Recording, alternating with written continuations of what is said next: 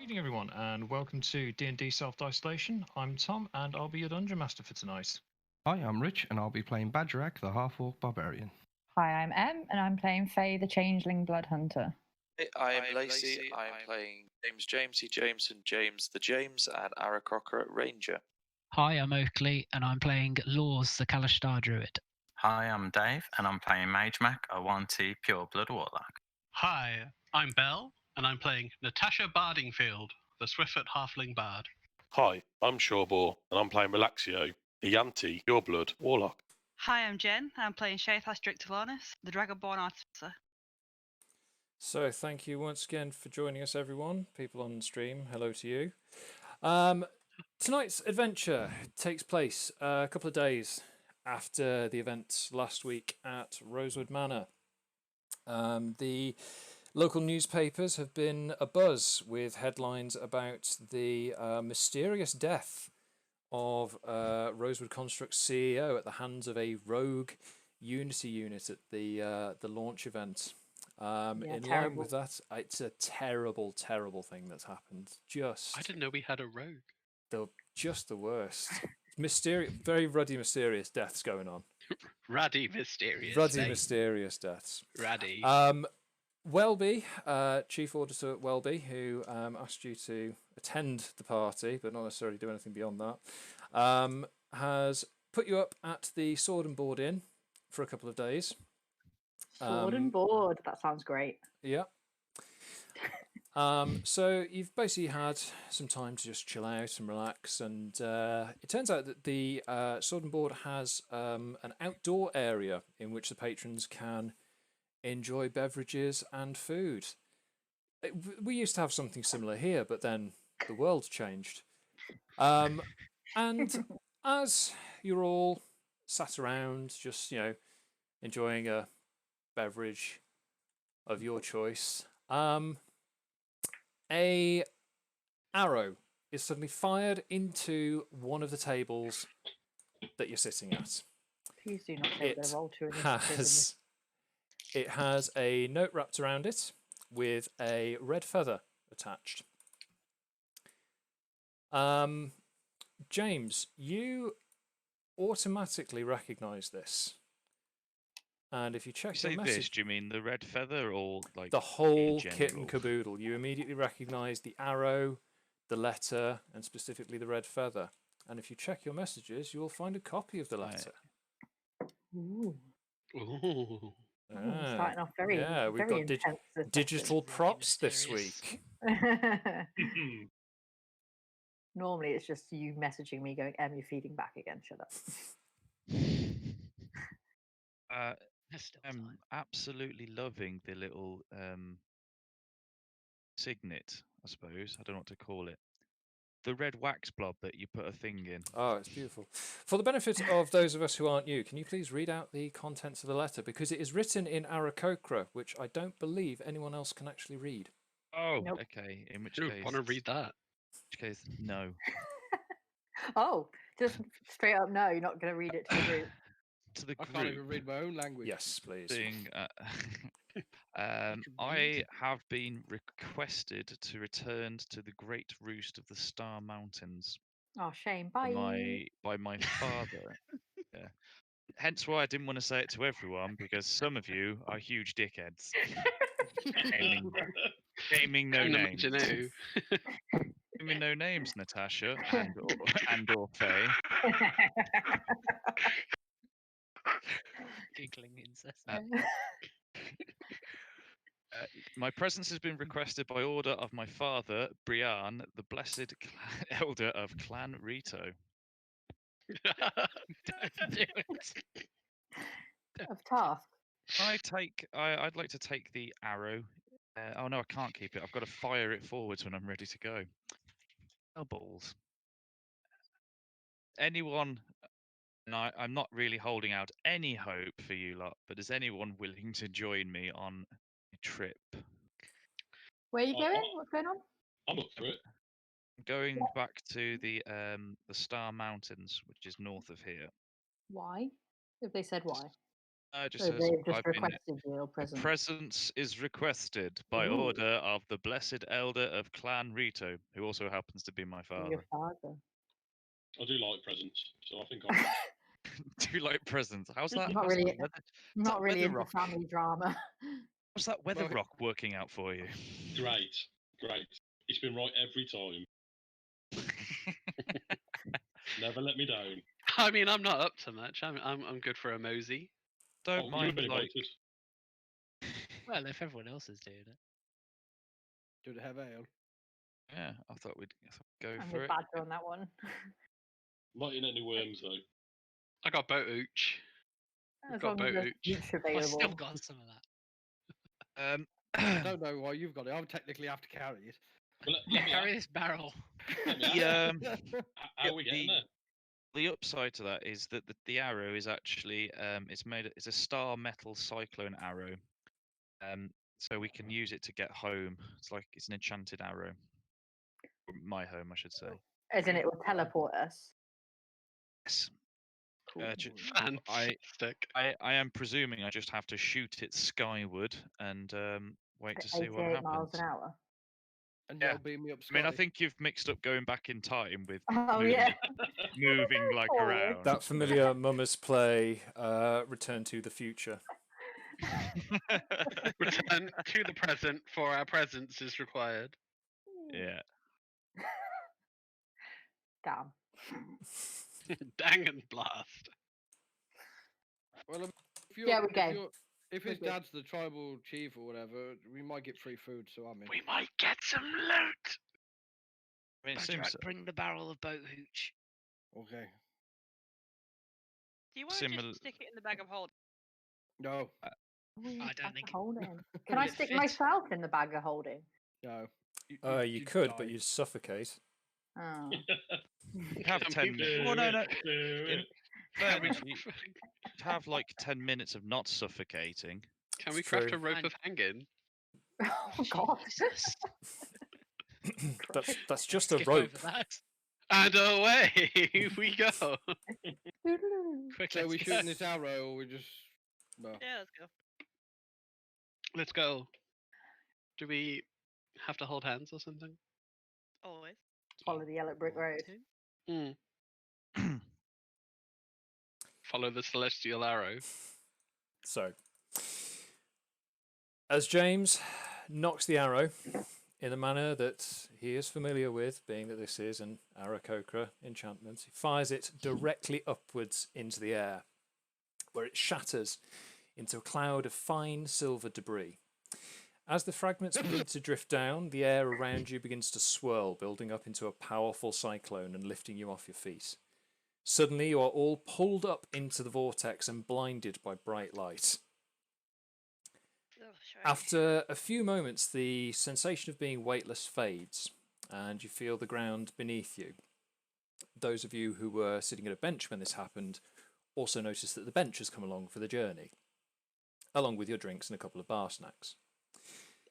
As you start to get your vision back and become more aware of your surroundings, you realise you are in a lush forest clearing on a floor of thick, soft moss. I also realise I've forgotten to introduce any music this evening, so why don't you guys have a look around while I sort that out? I really hope there's not a yellow Wow, brick road moss. flying.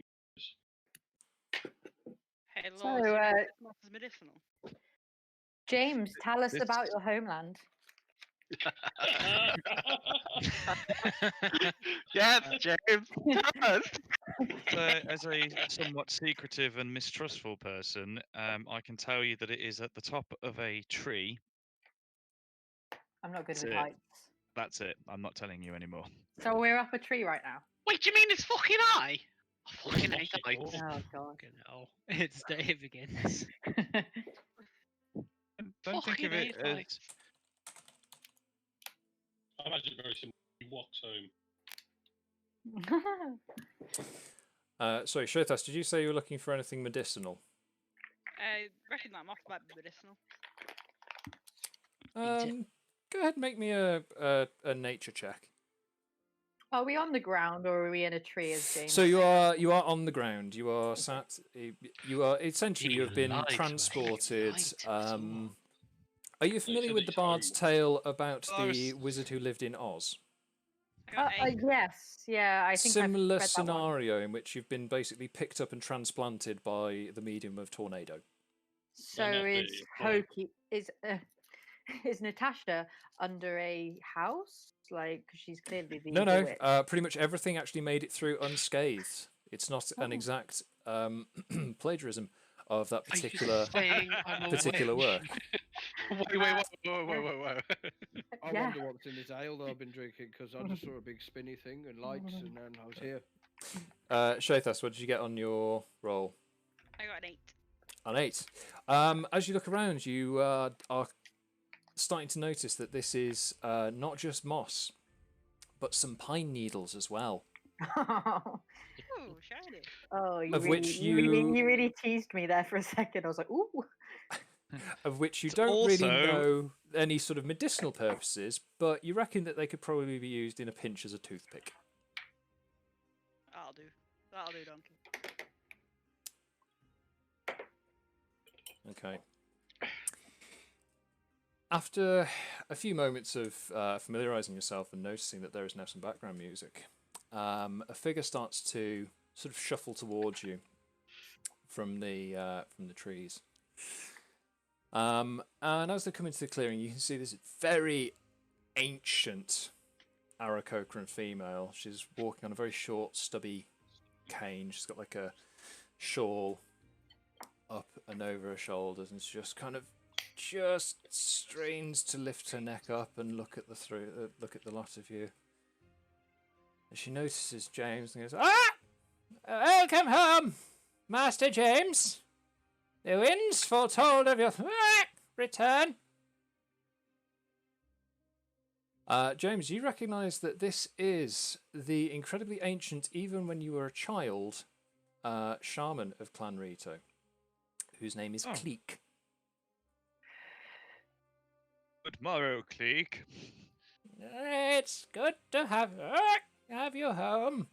Your father has been waiting for you. Any indication of what exactly he is waiting for me to do? That'd be just great. It's probably best that he explains it to you himself.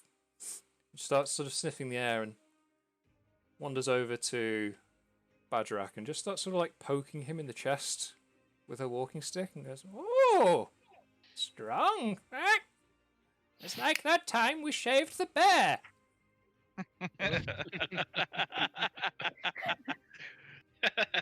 What's with the decrepit chicken? Just clouts you in the shin, just goes, "Pah! Impudent! I like you." Oh no. This is a quick way to death, isn't I it? feel a romance coming on. I smell a sitcom. Wanders over to Faye and just sort of gives you a bit of a sniff and goes, "This one's cart is missing a wheel.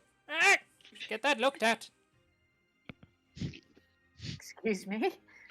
I'm just gonna stare at her really like, just not bemused at all. Just wait for Faye to cut her. Very well. Follow me. This way. It starts shuffling off at an impossibly slow pace. Like infuriatingly slow. And stops and turns around. Goes over to Shathas and just sort of looks her up and down. Stares directly into the eyes. Mind of metal. Wheels with teeth. Seems exhausting. I like you. Continues. Move on, old woman. Continues hobbling on down the path. You continue at this almost interminable pace for what feels like hours, but really is probably much closer to maybe 10-15 minutes, with Cleek stopping every so often just to make odd squawking noises and pick up bits of dirt. And you make your way into it's a clearer area of the forest now, with what looks like a more sort of regularly travelled path running through the centre. And Cleek stops again and sniffs the air, just holds up one ancient feathered hand. Says, hold on. James, can you make me a perception check, please, along with Lours and the Warlock twins, please?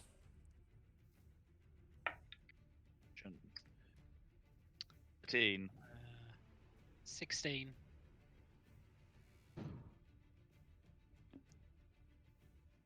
Relaxio, what do we get? I got 11 for me. Okay.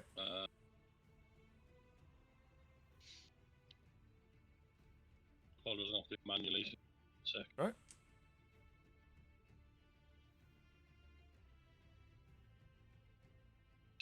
Perception plus 5.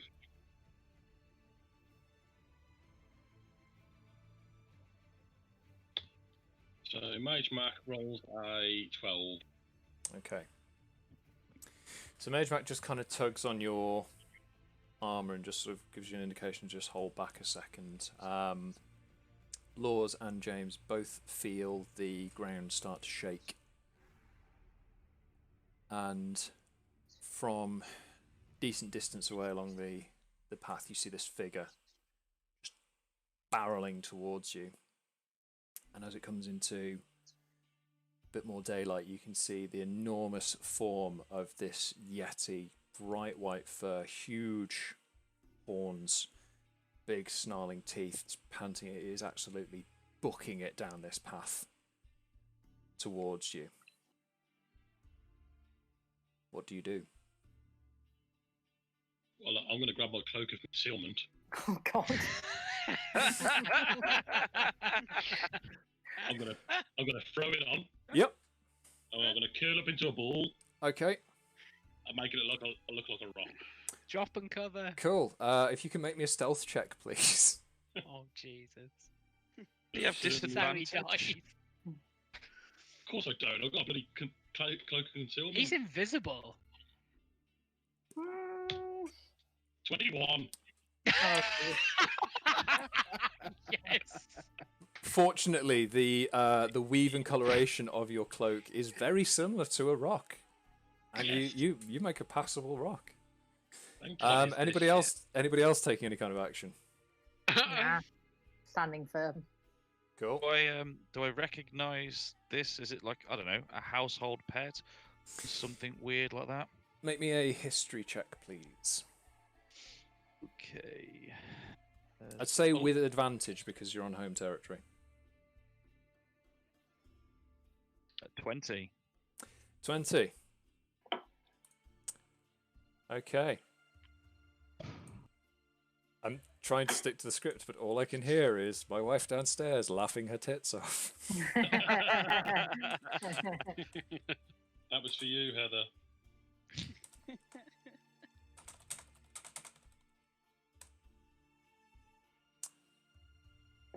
Okey-doke. Me checks. So. Okay, I say to everyone, this is my friend Theus. He is not a threat to anyone, and tough, dominantly at I've forgotten his name. Give me 1 second to remember his name. Laxio. Laugh at him a lot. Everything I have. Can I give the Yeti the boat hooch? You can certainly try. I will take it as written that you are attempting to offer the Yeti boat hooch. About 10, say about 20 feet before it gets to you, you hear this enormous voice booming from the trees. Just going, "I've got you now, you hairy bugger! Dive!" And this fiery red blur just swoops down from the trees and lands in front of the Yeti. And standing before you in full battle harness is this burly, eagle-like Aarakocra. They just duck underneath the Yeti's arm, grab it around the waist from behind and throw it to the ground before twisting its arm round into a hold. Just says, "Ha ha! Gotcha! Say it! Say it!" And the Yeti just starts going. The Yeti starts going, slapping the ground with its free hand. At which point the Aarakocra just releases it from its grip and stands. Goes, "Ha ha! Same time tomorrow!" and slaps it on the back, and it just sort of bounds off James, into why the didn't you do it forest. like that? Now this more handsome. This Very particular handsome. Aarakocra is, it is built. This thing is like twice as wide as James. Not that much taller, but definitely very, very stacked. And as he turns around and looks at you and just goes, "James! Welcome home, lads!" and runs up and just gives you a massive hug in these enormous bear-like arms. You sure he's massive and not surprisingly short? No, he's definitely massive. Some may describe him as surprisingly short, given the power in his voice, but he is definitely just a little bit shorter than yourself. And as he releases James from his grip, he turns to the rest of you and goes, "Welcome to the High Forest. I am Brian the Blessed, Sky Warden and Elder of Clan Rito, and proud father to this narrow bag of feathers and bones. I'm glad to see you've got the message. We've been calling all the emissaries back, and yours was the last cyclone arrow to be activated. Well, come on, back to the roost. We've got plenty to discuss." And with that, he just picks up Cleek under one arm and just starts walking at a much more normal pace, while the shaman just goes, and just kind of accepts it and falls asleep. Fantastic. I ask my father what exactly is going on and why he has summoned us all back. "Oh, terrible dark times, lad. I've called a meeting of the entire clan. We will hold a banquet, and I will discuss my plans. But I have a special plan for you, my boy." Okay, let me get this straight. So, instead of there being like a threat to everybody, holding a party. Well, how the hell else was I supposed to get everyone to come home? I, for one, am a fan of the party. Yeah, I'm for the party. Good girl! And he Asking just Natasha. slaps Natasha on the back, and you sort of stumble forward under the force of this. I'm still holding as a rock. We bought some of our own hooch. We're good. Wonderful! We'll add it to the supplies. Oh, good. Well, I'll drink anything but that stuff. Hey. There is nothing wrong with the boat. It's an acquired taste. It's the acquirement that you don't have any taste. No, it's Yep. it's that would be a required taste where you're required to not have any taste buds or sense of smell. You won't have any taste buds after it. It's particularly Like going to the party and it with the bottle says red wine. What you'll have, white wine, please. so red wine flavored Exactly. beverage. So, as you travel along the path, you start to notice that in the trees there are they look like sort of large nests sort of wrapped around the trees. And at first they're sort of quite sparsely set out. And then as you travel a little bit further in, they're a little bit close together and they're sort of connected by these kind of like sort of like belay ropes running between them. And for a few more minutes, as you get closer towards the James, what you recognise as the centre of the settlement, you can see that there are sort of more permanent sort of walkways, kind of like planked rope bridges, all leading towards this enormous, again, looks like a nest in the centre of the trees. It connects several large pine trunks together. This thing's probably about 50 foot up in the air. I don't know, there's just some random farting. It's the creaking bones of Creek. That's all. It's Cleek, yeah. Cleek's just creaking away there. I'm just casually going. Eh? Don't mind me. I'm very old. I don't know. I'm so sorry. Carry on. I don't know why that got me so hard, but fuck me.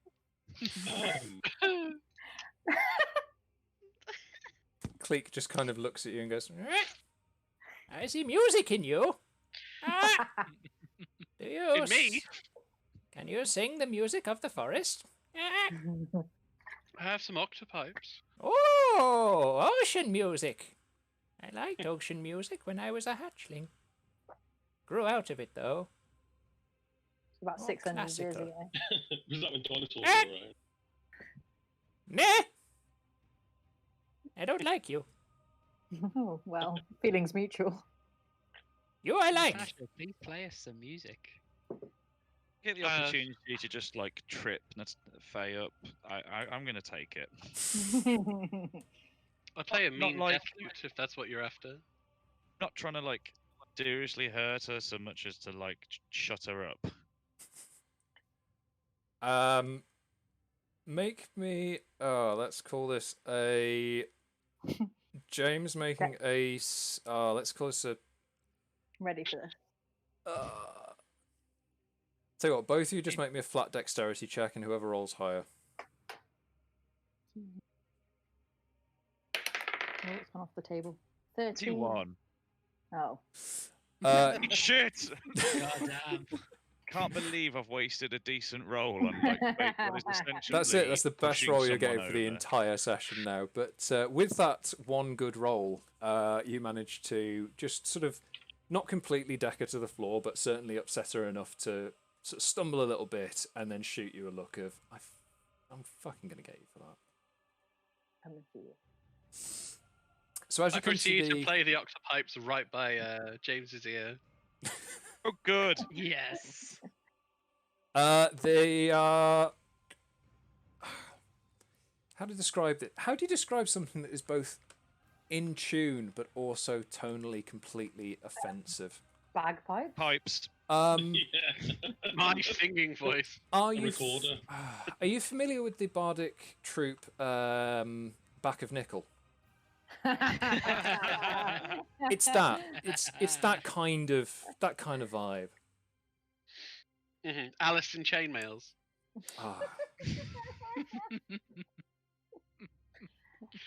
I'm holding back under my cloak. Good God. Just hide away from this. So as you approach the main center nest, there is kind of like a makeshift lift is lowered down. It's essentially just a plank with some ropes coming off to get the wingless people up to the top. Brion just kind of yeets Cleek clear 50 feet up into the air and just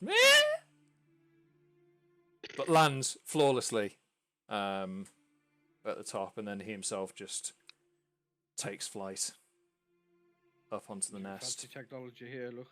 Ooh. What if the Bagerac to yeet Natasha up there? I presumed still I'd waiting my turn. I presumed I'd just carry her up, but What's the fun Yeah. in that? They got really fancy lifts. So as you, the lift itself is only large enough to take a couple of you at a time. So there's a couple of trips up and down. When you get up, what you see is inside of the nest is set out with like a large, almost like an open-bottomed fire pit. It's just a big metal grate along the centre with a bonfire going into it. And around the outside are set like benches in a sort of circular orientation. You can see these paths along the more constructed bridges leading off to the more nearby buildings. And on the one side is set separately to the benches is quite a large sort of backed chair with a slightly smaller similar one to the left hand side of it.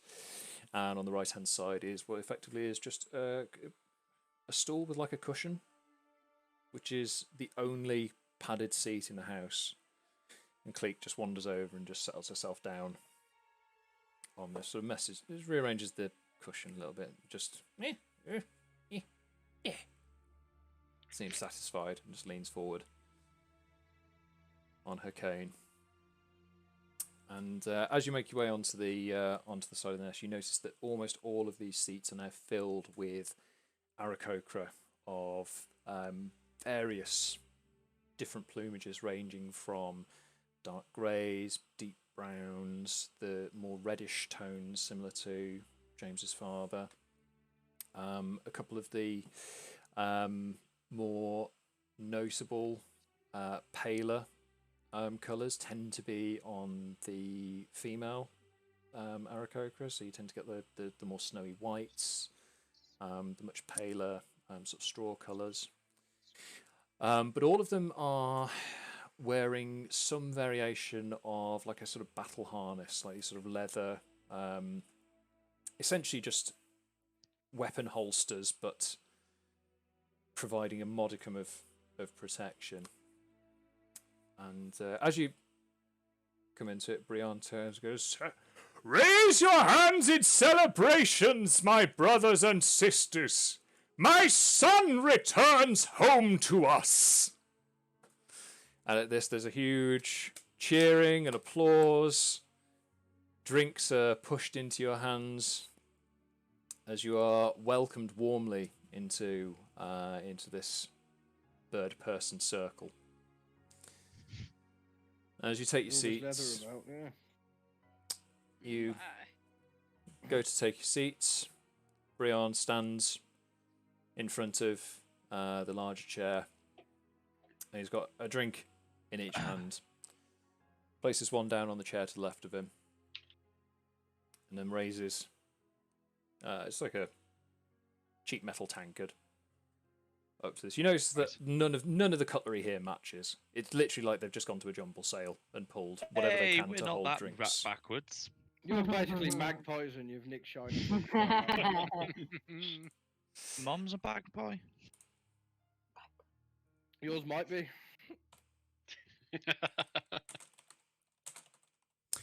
So, as you are all settling down with your drinks in mismatched cutlery,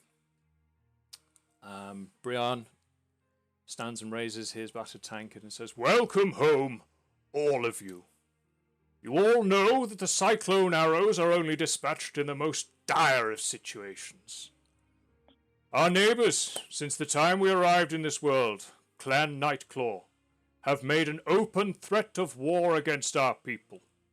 I don't know what has happened to cause such open hostility, but we must prepare for the worst. As a last attempt at peace, I will be sending our greatest diplomat, my son James, to speak with Clan Nightclaw tomorrow. Oh, God. For tonight, we will celebrate our reunion. Lads, break out the drinks!" And more larger kegs are brought forward. Some food is brought out. They appear to have prepared to cater for non-Aarakocran cuisine. So there's some cured meats and more obviously palatable stuff in amongst. There's berries and the occasional plate of collected grubs and stuff going on there. Can I go speak to King Bird Guy? Yes, certainly. King Bird Guy, that's how we like to be referred to. He is known as Bird Face Man, okay? Bird Face Man. Guy. Bird Face Man. I love Technically, he'd be Big Bird, wouldn't he?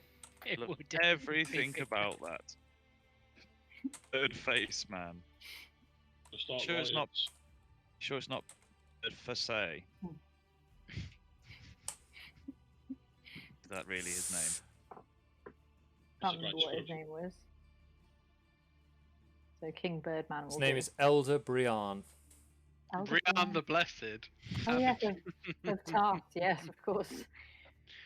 Obviously.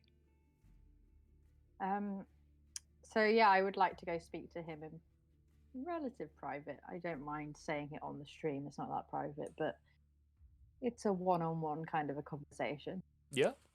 Got a thing for the Birdman.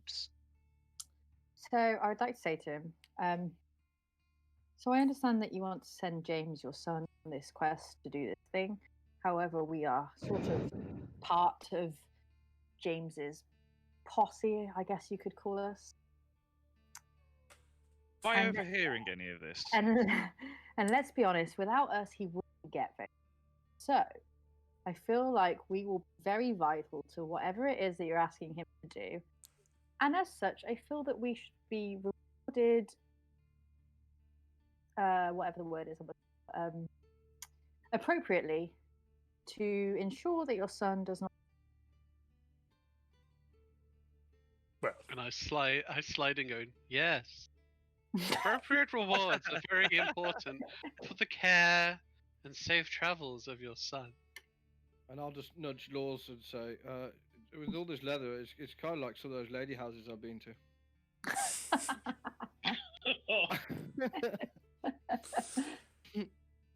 So Brian looks down at you, up at you, Danny. I forget how size relative. Let's say he's sitting down and he looks at you.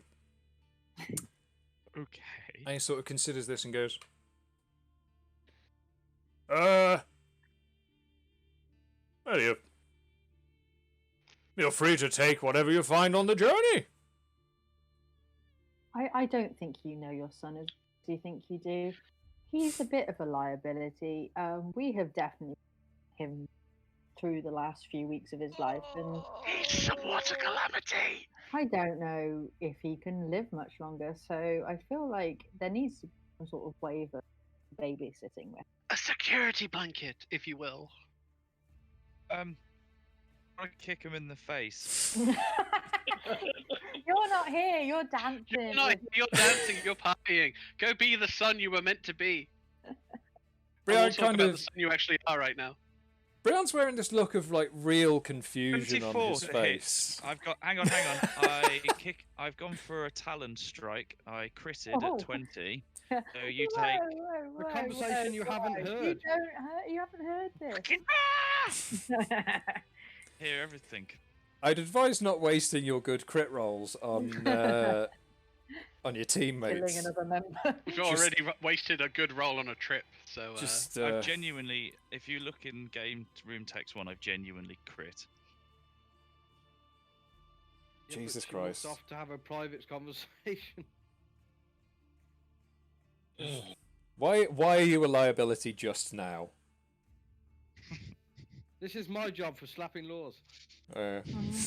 So Brian's wearing this kind of confused look on his face. Like he doesn't understand the words reward, and he doesn't seem to understand James's safety. Like, he should be fine. We sent him out into the world by himself as a lad, and he was perfectly capable. He knows how to hunt and how to shoot and how to fight. He's more than prepared. We're not getting anywhere here, Natasha. Let's just go get a drink. It'll be fine. Yes, sir. As you are, sir. Yes. Your flightfulness. Oh, none of this bowing nonsense. Stand up. You're among equals here. I am stood up. We'll fetch you a box. We'll stand you up higher. That would be most kind. Can I Cleek, where are the boxes? Get one of the lads to fetch a box and some rope for the feet. Oh, God. What, like a box for each foot? At which point Cleek just kind of looks and goes, never offered me a box. Just sort of shuffles off to go and find someone to go make you some platforms. Fan-fucking-tastic. Well, pleasure chatting to you, sir. Have a great evening. You're welcome. Enjoy yourself. We shall. And may your feathers be in full alignment. Not a thing. Again, Brian just kind of looks at you, just goes, and yours! Kind of beckons James over to him. He goes, feathers in alignment? Is that a groundwalker thing? I'd like to respond with, don't worry, they're morons. Well, fair enough. Now, in the corner, downing a pint and chewing everything. I mean, like the big one's pretty useful, and there's a guy who can turn into like a wolf, but then there's like these two idiots, and honestly, they just sort of follow us around. And save the day. So at this point, I'm going to walk over to Badger with my cloak still pulled tight around my body. I'm going to stand next to him as if he hasn't seen me.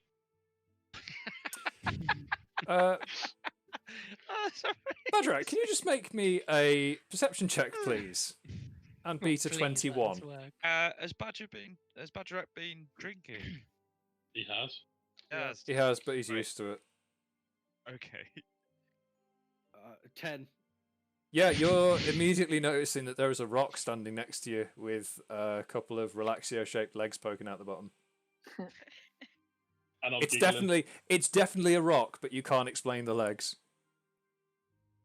Why is there a rock inside? I just look at my mug and sniff the ale that I'm drinking.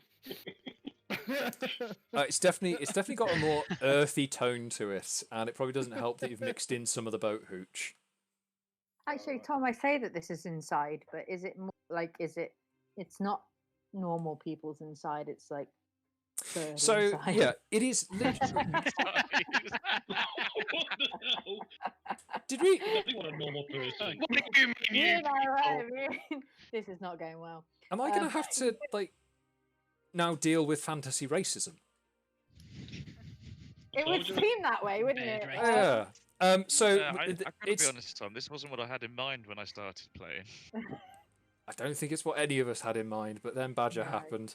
Anyway, Yes, Badger, it's your fault. so it is basically it's a big nest, just with seats around the outside. So, like wood floor, like sort of woven together twigs. So what you saw on the outside did look like that, just like interwoven twigs. When you get inside, you see that was really just kind of like a foundation bit. It's much sturdier. It's almost like decked inside. Okay, cool. So it's a much more stable flooring inside. Cool. So, James, your father continues. He goes, "Do you remember Revac of Clan Nightclaw? Good friends with us since we arrived here. Taught you how to Definitely use..." do, but maybe you should remind me who he is, what he does, and why he's important. I probably should. Revac, he taught you how to use a bow, hunting salmon in the Starfall River. You remember him? Yes. Something's changed with him.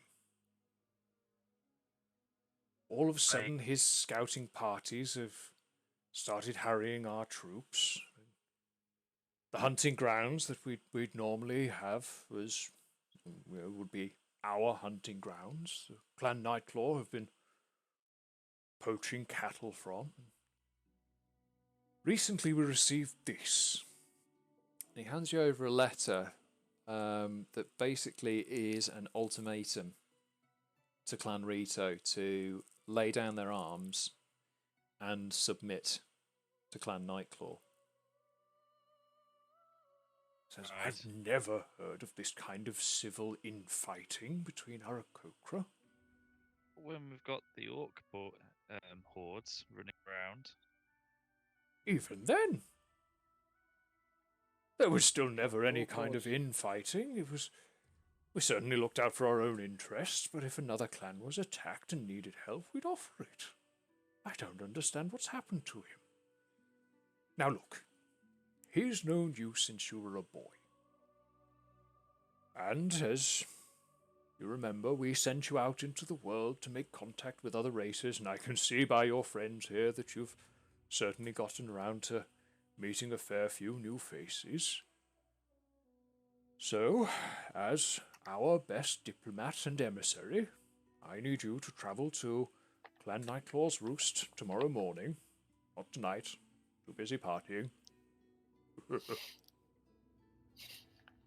see if you can persuade them to call off this ridiculous fight.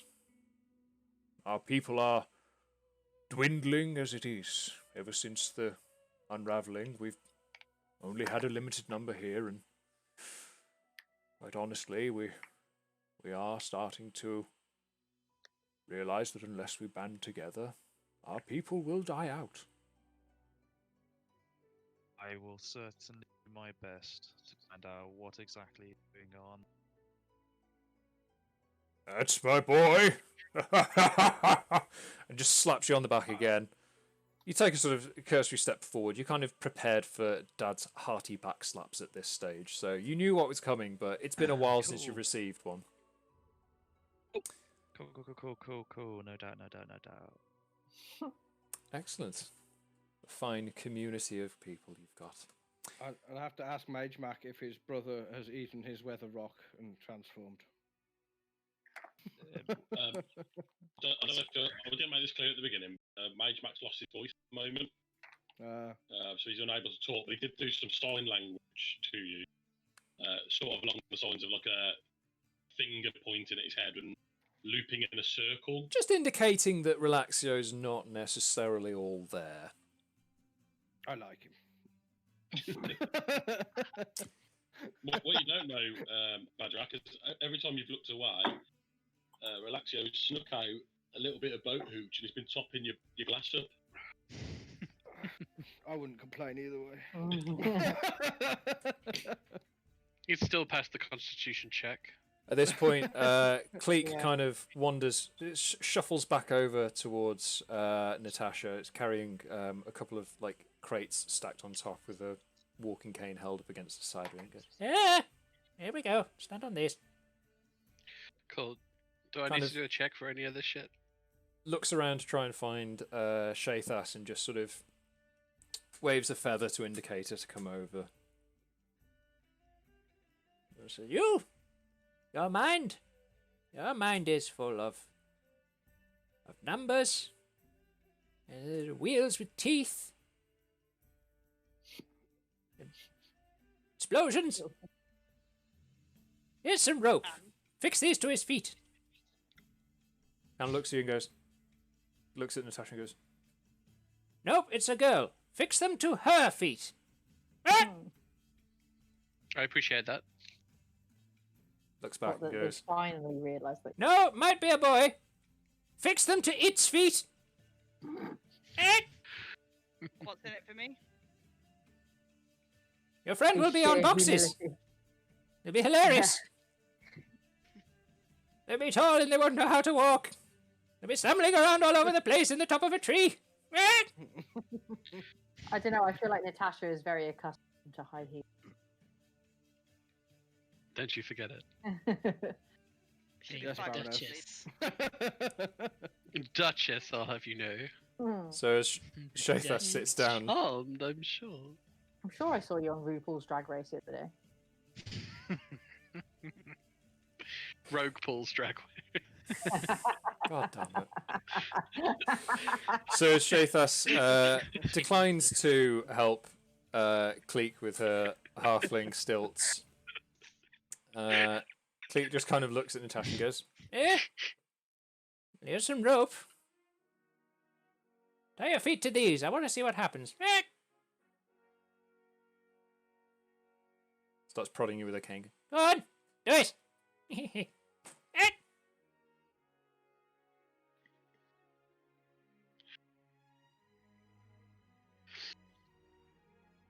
Come on then. Time up. Lacsia to run over and try. Don't dilly-dally, Natasha. I've lost the plot. I've got no strings to hold me down. I'm speaking about hoops too. So leaving this slightly absurd old woman for a second, the celebrations start to roll on into the night. It's more drinking, more food's brought out. A band has been playing this entire time, but it's mainly flutes and woodwind woodwind instruments that just it kind of nothing with strings is what I'm getting at. The Aarakocra don't understand the violin. Oh. Do they need an education in the death lute? Certainly, make a performance check. Hell yeah! And the octopipes. Both at the same time. 24! my god! I'm so scared of when we get into battle. Because 24. Okay, 24 on a performance 24 check in the death loot. with the death loop. It's like early Nickelback when you could still listen to it. I thought it was more like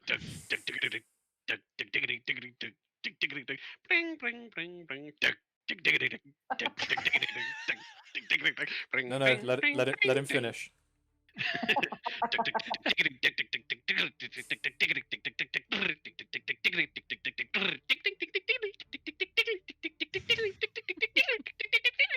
Yeah, it's like that.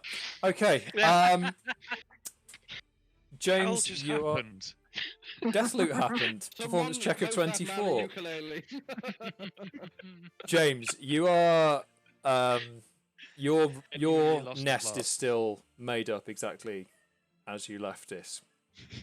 The rest of you are shown to what is kind of listed as guest quarters, but just appears to be like a random assortment of beds in slightly cramped conditions. Are you familiar with the play Step Brothers, in which two brothers attempt to make two single beds into bunk beds? It's that, but like it's that, but repeated. You get the impression that the Aarakocra don't really understand beds, Does that mean but they we can do understand the significantly more necessity for activities? space. Does that mean we can do a lot more activities in the room? Unsurprisingly, no. There is still very little floor space, but they have managed to fit as many beds in to a single nest space as they possibly could. What else? So, you all get the benefit of a long rest, should you require it again. And as dawn arrives the following morning, you are preparing to set out for Clan Nightclaw's home, known as the Ebon Roost. Hey. Ooh. Doesn't been weird at all. Well, before we leave, just to make it a bit more normal, I'm just going to check the weather. So everyone's Yep. okay with that? Yeah, that's fine. Tell me. Yep. Just going to grab my stone of weather checking. Yep. Lay it onto the ground. Yep. Just to let you all know it's not raining. Can I Yeah, no, the stone is dry. There's no rain. I want to kick the stone. There's no breeze because the stone is still. Mm-hmm. But it seems to be a bit cloudy. How can you tell that by the stone? The shadow. So basically, it's the amount of shadow. Right. Very good. That it projects to the floor. So just I've to got a let lot you of all guys all know. Good flying condition. Yeah, put the stone back in my pocket. Thank you very much.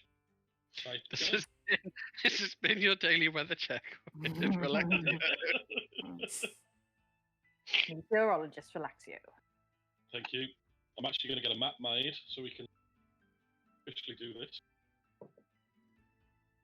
Just tell you what, just make me a sleight of hand check. Who? Relaxio. Relaxio. I'm still wearing my cloak, guys, as well. I know you saw me. You are still wearing the cloak, but everyone is aware that you are wearing the cloak.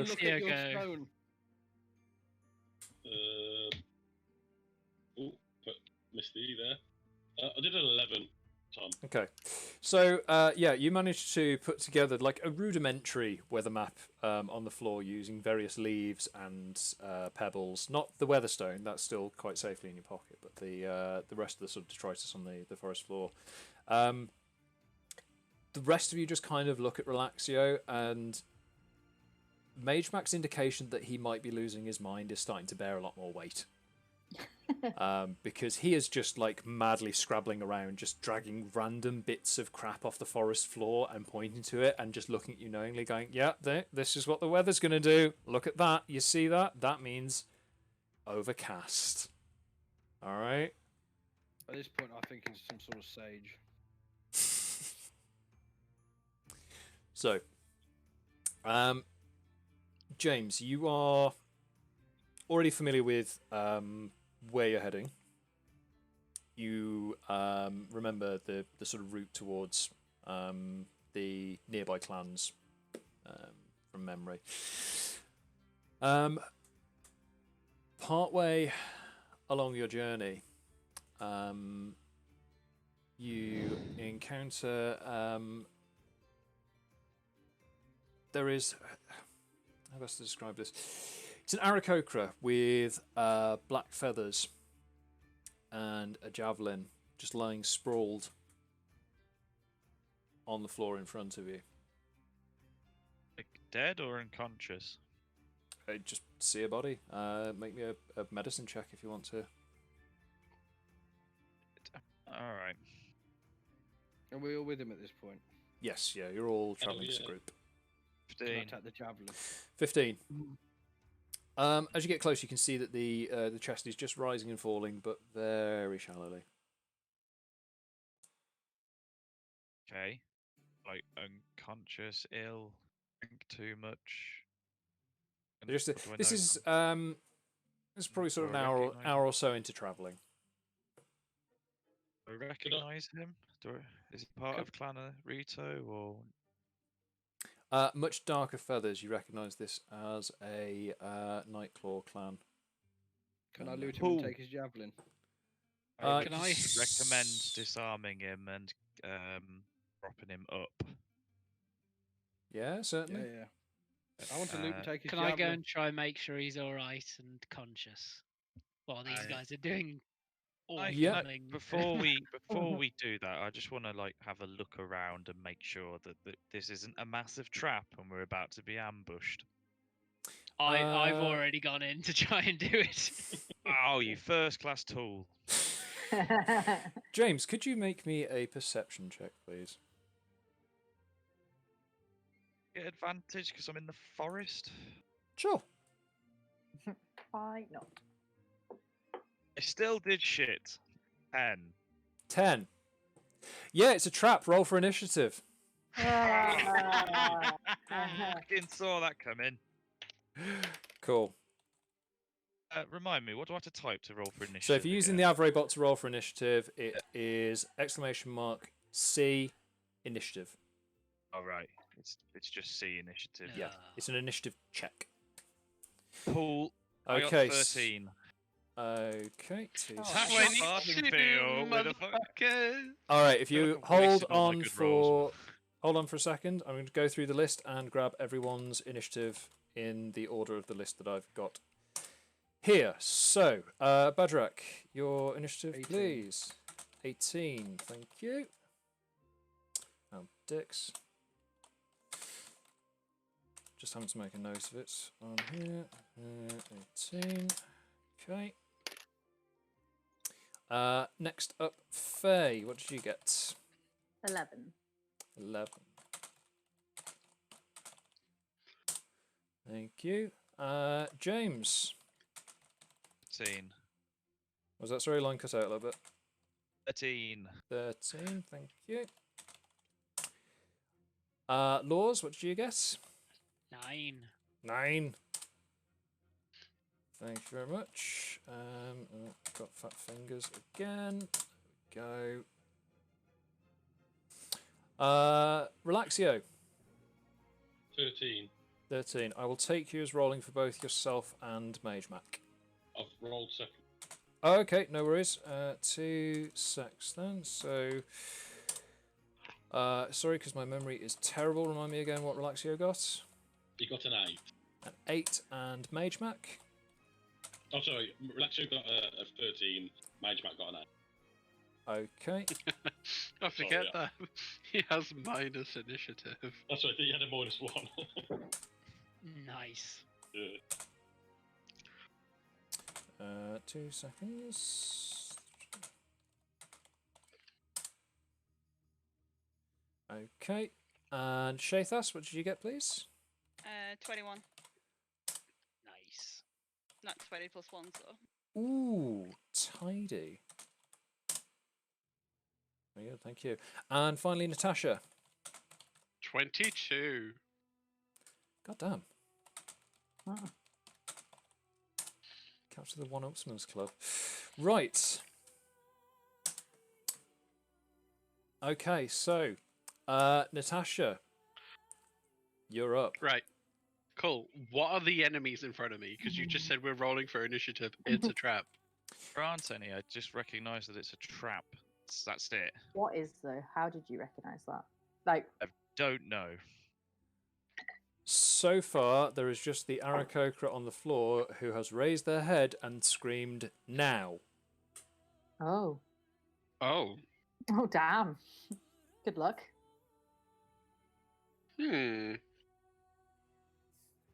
Slaughter the one on the floor. Yeah, do that.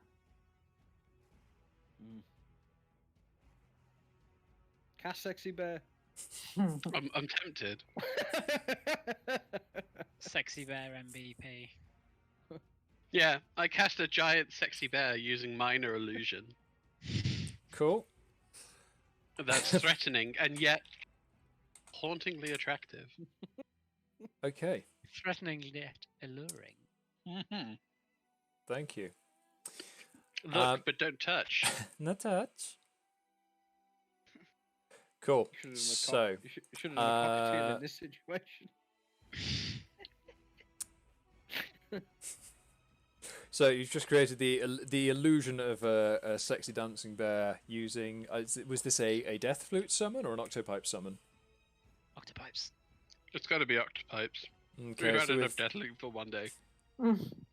with a haunting wail on the octopipes, you summon the sexy dancing bear.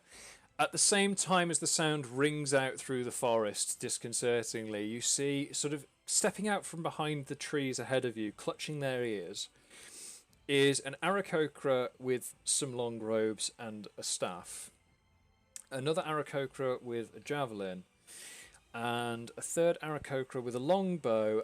And you don't remember ever seeing a bird try and hide its ears, but there's an eagle on its shoulder that is desperately trying to bury its head in its master's neck at this point. Hell yeah, that's what they get for messing with me. Okay. So, anything else from yourself? Just stepping back. Taking some steps back. Just chilling. Chilling like a villain. Chilling. Cool.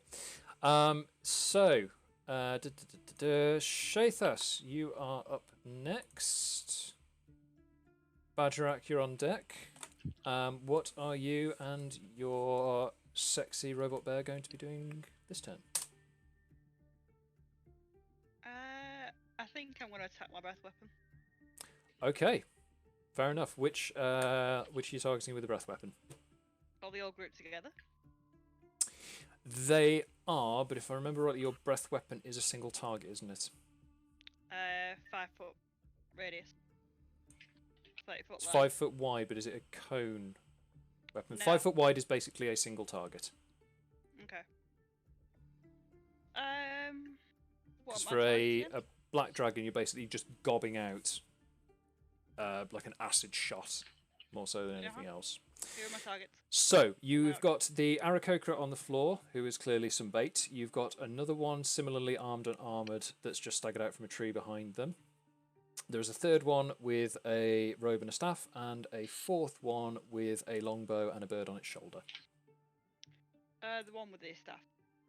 Cool. So, remind me again, you do have to... Is it an attack roll or is it an automatic hit? Sorry. It's a dex roll for 2d6. Okay, 2-6. Oh, it's So dex save. should I say. Dex save for the Aarakocra, who, straight up stacks that. Please roll me some damage. That was a nat 1, by the way, regardless of what the DC would have been. They stacked that. Yeah, one was a nat 6, and the other one was 2. So That's 8. Thank you very much. Ba-ba-ba-ba-ba-bum.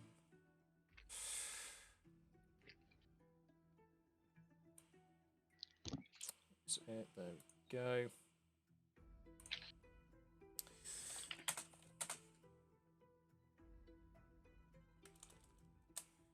Cool. So as you huck up a gob of acid, it just flies straight through and catches this thing on its robes and starts sort of eating away at the clothing. It's just trying to try and wipe off as best it can what's just hit it.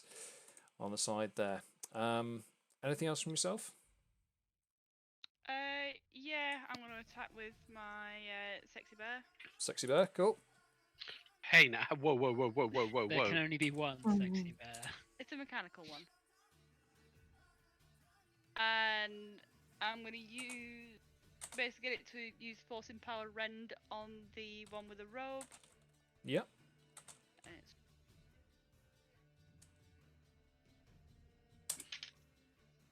And it's a 6.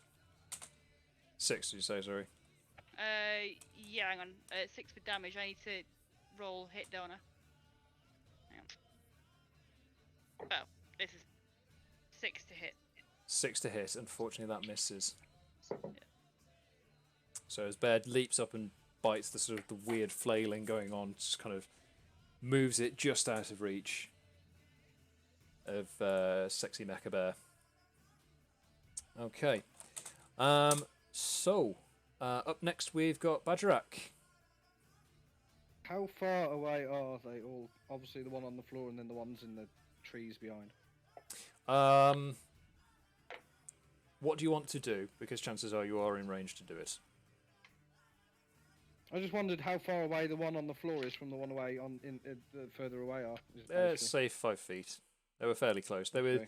It was clearly set up so that the one on the floor was going to be the one that springs the trap, and the rest of them just leap in and go, "Ha! We have you now." Well, obviously I'm really pissed off that they tried to trap us, so I'm going to rage. Very good. And then I'm going to charge at the one on the floor and attack it with Morningstar, since the fact he's prone, I take it still. He is, yes. You will have advantage on the attack. Yeah. So I will run at that idiot. Yep. Throw him at the mouth and smash my Morningstar into him, hopefully.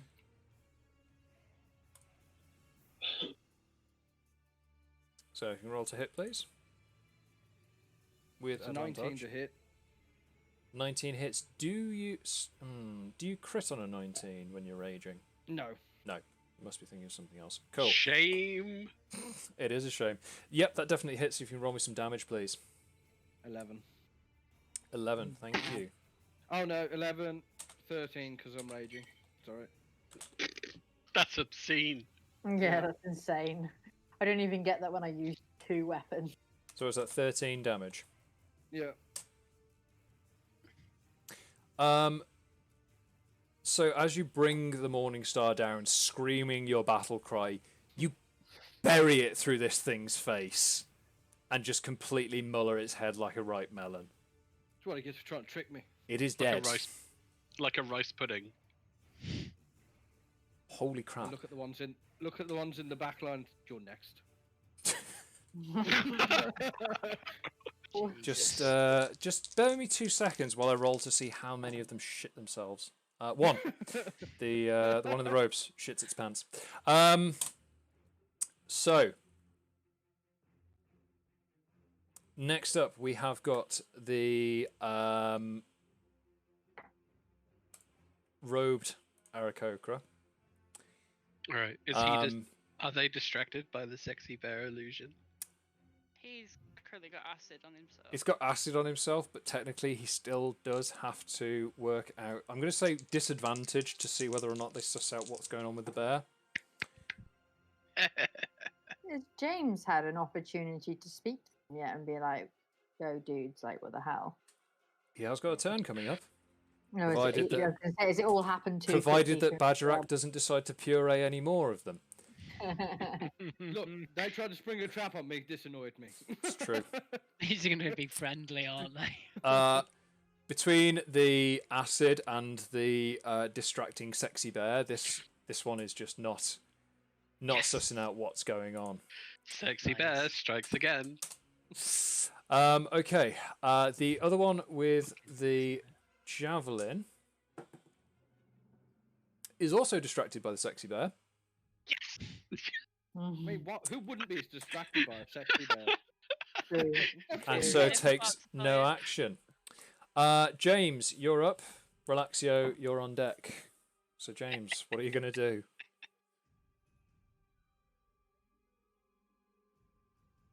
Are you still there? Say literally anything to let me know you're still alive. Sorry, I just realised I muted myself. There while we I was go. talking and nothing came through. That's fine. So yeah, so we've got one pureed No, Aarakocra I've on been the here the whole floor. time. I just That's fine. realised I'd muted something on my. Anyway, No need to I recap. I was here recognise for this whole any horror of show. them. I was there when Badger was just ruining them. I will say, for the sake of expediency, you do not recognise any of them personally, but you do recognise them as being members of Clan Nightclaw.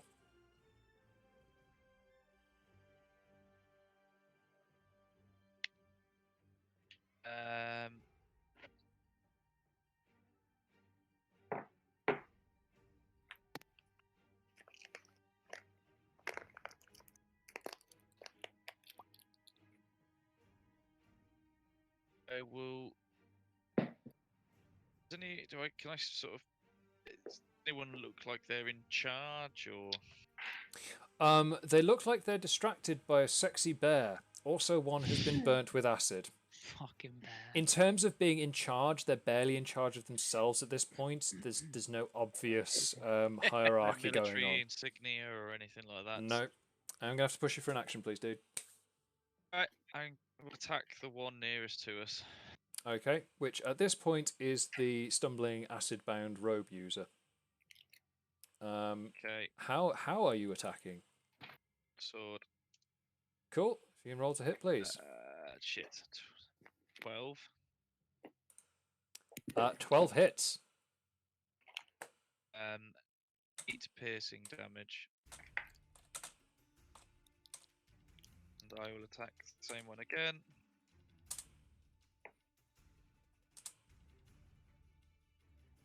Oh crud. 11 to hit. 11 misses. So, as you come in with your first sword swing, you cut off its hand, and this thing is now bleeding out quite badly. But in doing so, the sudden terror of what's happened causes it to duck underneath your second swipe, which just goes wide and just chips a piece of bark out of one of the nearby trees. I'm assuming that's it for yourself, unless there are any other tricks up your sleeve. So two weapon fights purely going to bonus. shout, this isn't what you want. If you lay down your weapons, I will kill you all. Okay, I'll bear that in mind. The Birdman will remember this. So, next up, Relaxio. Faye, you're on deck. Relaxio, my boy, what are you up to? So I'm going to take a different approach to my usual. You're not going to check the weather rock. Interesting. Let's see how this plays out. I think his laptop's. I think he's just lagging out. Oh 'cause no. he's frozen, man. Potato internet. That's what he gets for taking a different approach. You should have just murdered them. I took a different approach and went to dial up. Yeah, there he goes. And away we go. Are we missing Relaxio for good now? Yeah. No, he. Give him 20 seconds or so. He did. Okay. Whilst we're waiting for Relaxio to disconnect and reconnect. Relaxio? Was he back? I think I got microphone problems. There he is. There we go. He's back. I'm going to point at the gentleman with the bow and arrow. Yep. Or the bow, and I'm going to use Toll of Death. Toll the Dead. Mm-hmm. Toll the Dead. Toll of the Dead. I Toll think the we Dead. did. He has to do a wisdom check. Okay. Let's have a look. See if they are. So it's wisdom saving throw. What's the DC, please? 30. Beat 13. Ooh. That's an 18. They pass. But I believe they just take half damage, is it? No. They take no damage. They take double damage if they're already injured. Okay. Must succeed on a wisdom saving throw or take 1d8 necrotic damage. So they succeeded, so they don't take any damage, unfortunately. Sucks. Yeah. Any bonus actions? I'm not. Go. Cool. Okay. Right. So next up, then we've got Faye. Lours, you're on deck. Faye, what are you up to? So I'm going to use my bonus action Mhm. to drink a mutagen Ooh, yeah. potency. Okay. Oh, that's what's up. So I have just clicked that in my one equipment that you have provided me with. So, oh, that does now do. Right. Yeah. Right, Suddenly very the mechanics make exciting. sense. It does. It does. Whereas So, before they were a hot mess. how much Uh, like Faye. Yep. How far away is the nearest person, bird thing? Oh, 10, 15 feet. So whichever one's closest, I'm going in with both sickles. Okay. I'd say at this point it would be the one with the javelin. Sounds like a fair fight. Sickles versus javelin. Correct. Yep. Do you want both to hit and then the damage, or do you want... First hit, then damage, then second hit and damage, please. Okay. Thank God for this newfound extra bonus. I got a 10 To hit. to hit, bearing in mind I get a +7. So okay, so that misses, and that was awful. If you can roll the second hit, please. Come on, dice. Who do you think you are, Lours? 18. 18 hits. Give me some damage. 6. 6 damage, thank you. God, it'd be so good if that had actually both. So they managed to dodge the first circle, but the second one finds its mark just straight into the meat of the shoulder. On there. Where are we? Sorry, was that 6 damage, did you say? Yeah. Cool. So yeah, it comes in and just really takes a nice deep bite into their shoulder. So, next up, we have got Lours. Magemak is on deck. Lours, what are you up to? Okay. I will use my bonus action to summon my magic stone. And I will yeet it at the most damaged one. So let's have a look. So at the moment, that would probably be the one with the robe who is missing a hand and bleeding out and shat himself and burnt with acid. Can I do it in a non-lethal way? You can certainly try. He's fucking bleeding out.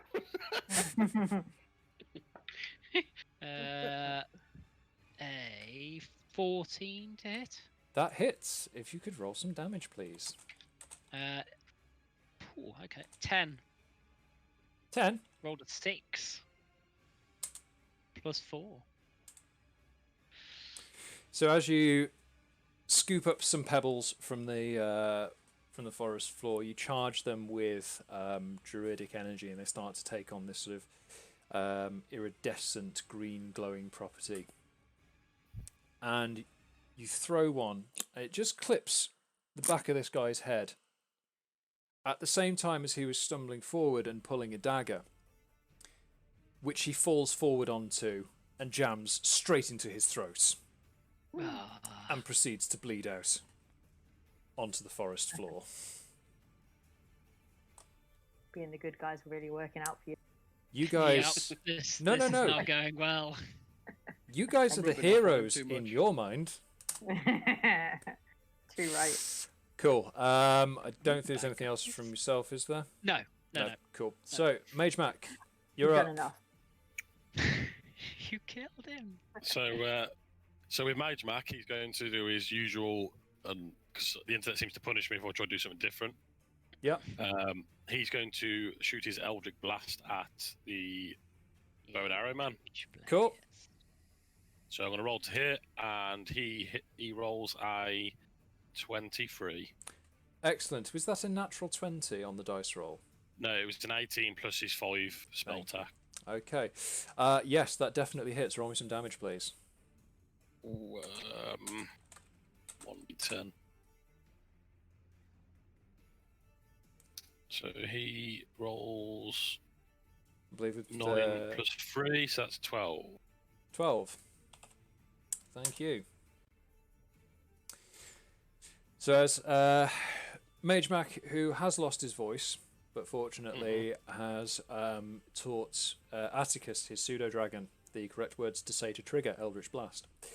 He raises his shiny cobra staff, points it at the Aarakocra with the bow, and this bolt of eldritch energy flies straight across and catches them square in the chest and knocks them back, and they are quite badly wounded at this point.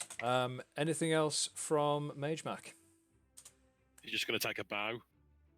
Fair enough. Bow and chill. That's He's always playing with standard that, fare. trouser snake. Anyway. At which point, the same Aarakocra that just took a blow to the chest grabs his one remaining companion and indicates that they should leave, and turns and starts to run.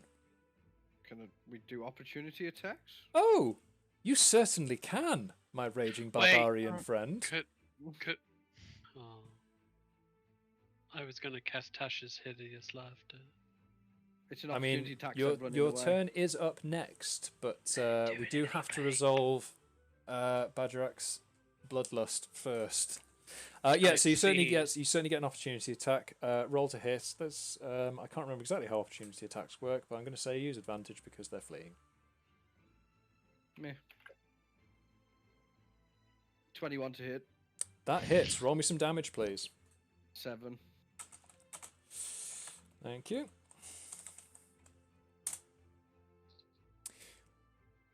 So as they turn to flee, you sort of not so fast, and just yeet your mace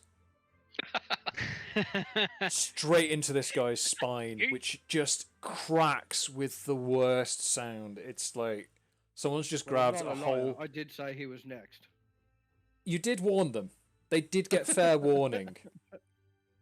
They probably just weren't prepared for the horror show that followed that warning. But yeah, their back just snaps like someone's just grabbed a whole pack of spaghetti and just broken it in half. They collapse to the ground. Their bird flies off into the trees.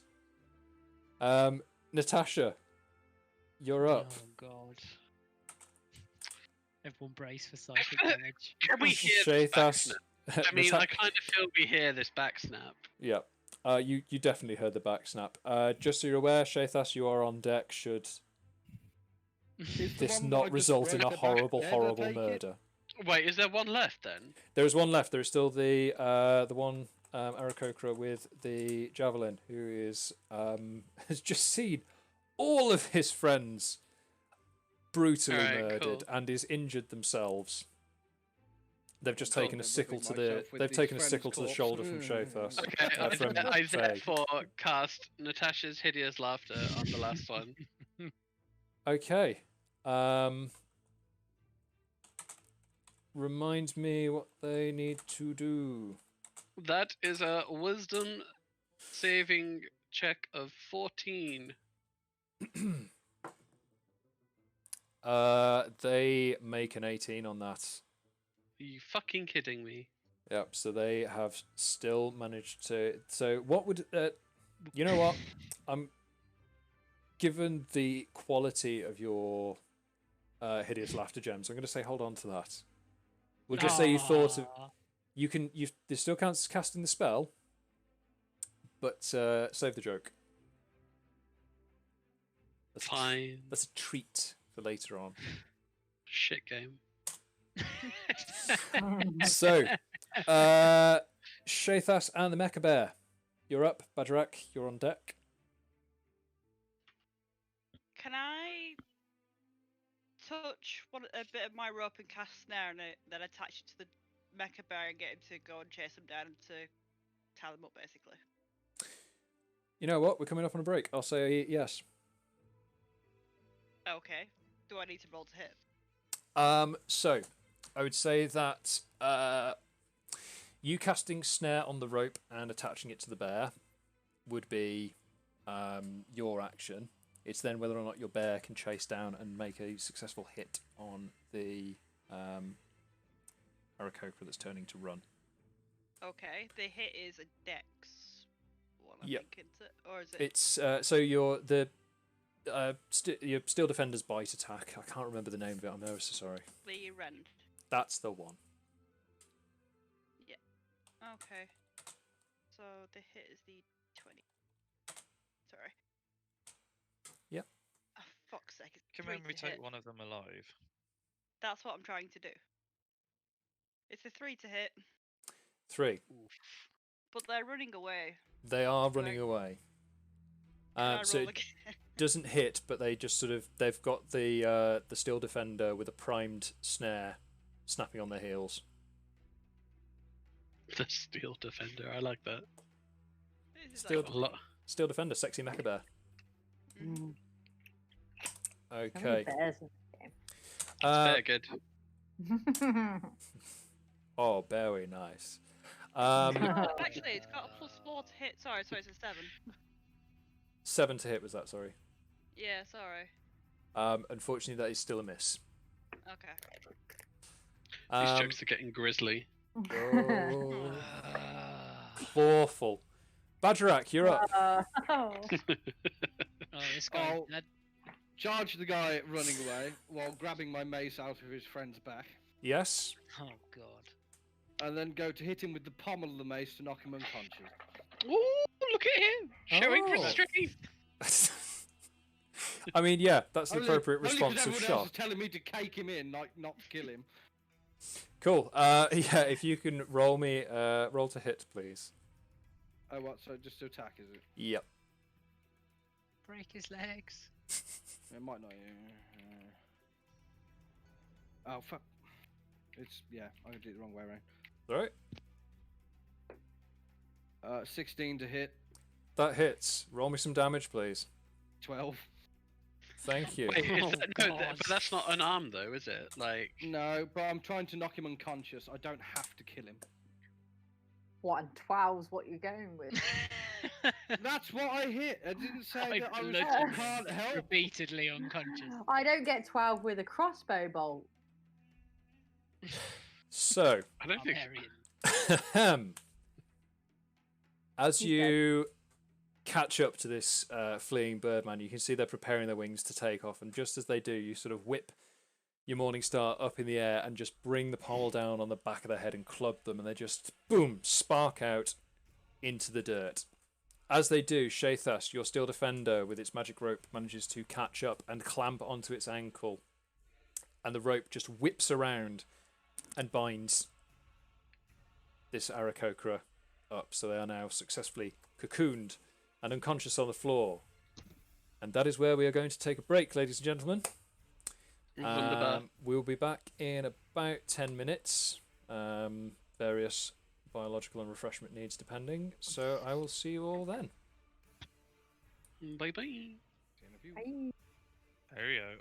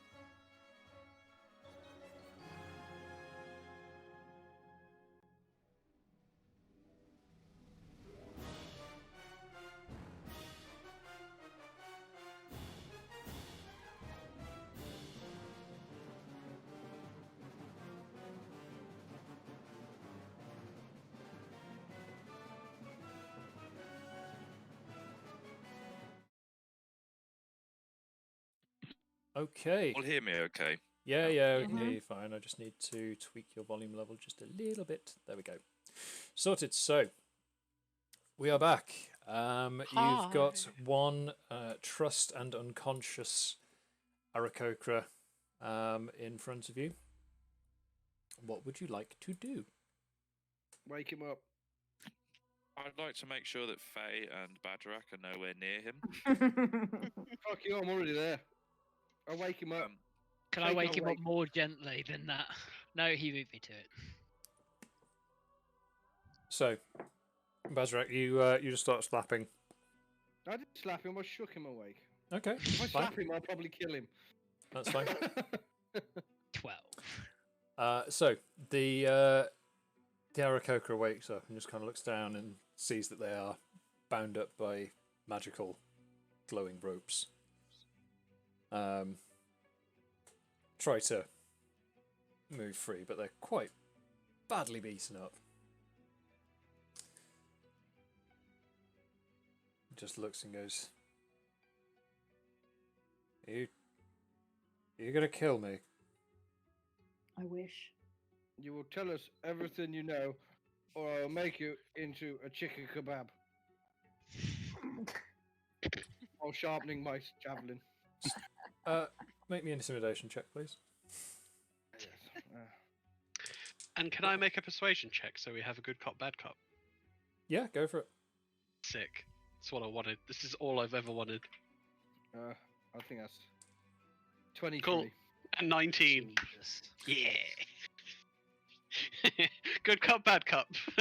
So, just to clarify, what is the good cop take on this? Oh, I'm sorry about my associate over here. He's very bad. He's a Bagerac. I'm the good guy. You can trust me. Good girl. I'm the Okay, good gal. You can trust me. I'll talk to the little one with the fancy shoes. They seem reasonable. Thanks. I just got these recently. Hey. I'll be nearby in case you think anything different. Okay. So what? So what's happening with this whole Clan Nightclaw thing? You know? Are you flirting with me? No, don't be silly. Why would I flirt with someone in mortal danger? But you know, you can trust me. I'm very confused. Just talk to me, and I'll make sure that guy over there doesn't come over and do what he said he would. Still sharpening javelins. His teeth. We were under orders to investigate Clan Rito's defences. Now, why would you do such a silly thing like that? Silly goose. Well, Excuse me. Those are our orders. We were to investigate what the defence is at the. Who gave you those orders? Who gave you such silly orders? Elder Revac.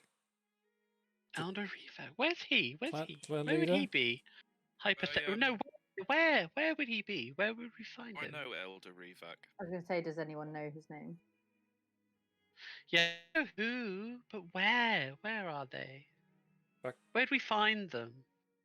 Back at the Ebon Roost, and they kind of try and just sort of indicate further back down the path, like just kind of swinging their head a little bit, but they're not really able to move. Is anyone else going to be there? Are we expecting more company such as yourself? The entire clan. Can I inject at this point? Put my face right up in here, still frothing at the mouth, and say, "Tell us how many are there and how to get in." So there's a lot. A lot of us, many soldiers, a lot of weapons. I don't know exact numbers. Can I talk to her again, please? He's scaring me. Is there a way past you, Peckers? Probably not. The entire roost is on defense and preparing for war. Would you make a distraction for us? No. And why not? We kill it then. It's pointless to us. Yeah, we'll kill you otherwise. Why not? Why? No, do you know what? Don't answer. Bagerac! Bagerac! Yeah. Yes. Deal with him. Right. So, if you're not going to help us, you're no use to us. It's a javelin. I mean, at this point, you can just see that they're visibly like lost for words and kind of badly panicked. His mouth seems to be awfully broken, Bagerac. Fix that for us, would you? I would slap them across the face then. Oh my god. That would be an unarmed strike if you could Yeah. roll to hit, please. Roll to sort of. He's prevent not this gonna from have happening. a beat. 21. Oh shit. What was that? Sorry. 21. Roll me some damage, please. He's not gonna have a beak. He's already dead. It's 5 damage. It's standard. It's standard. Standard That's 5. it. That's You what my unarmed damage is. you slap them unconscious. Oh, good. Well, Yeah, they're used one to us shot, anyway. Bagerac. Can we check and loot the corpses and see if they've got anything on them that would help us? Like, Oh, and have you killed him? no, No, No. rendered him unconscious. Can I Ah, stabilize him so he doesn't die? If You he's indeed certainly dying? can. Yes. Be a medicine check. Be a 10. I would like to loot the other corpses. yeah, we say we loot the other corpses and see if 10 they've got actually. Oh, well anything done. else on them. Other than the weapons that they were carrying, the only thing you find is a note written in Aarakocra.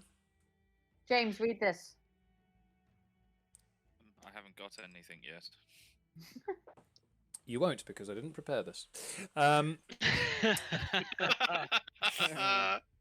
Yeah. The note is a series of orders for Want the to like write it to me? It's fine. How? The orders basically state that they are to investigate the defences and assess the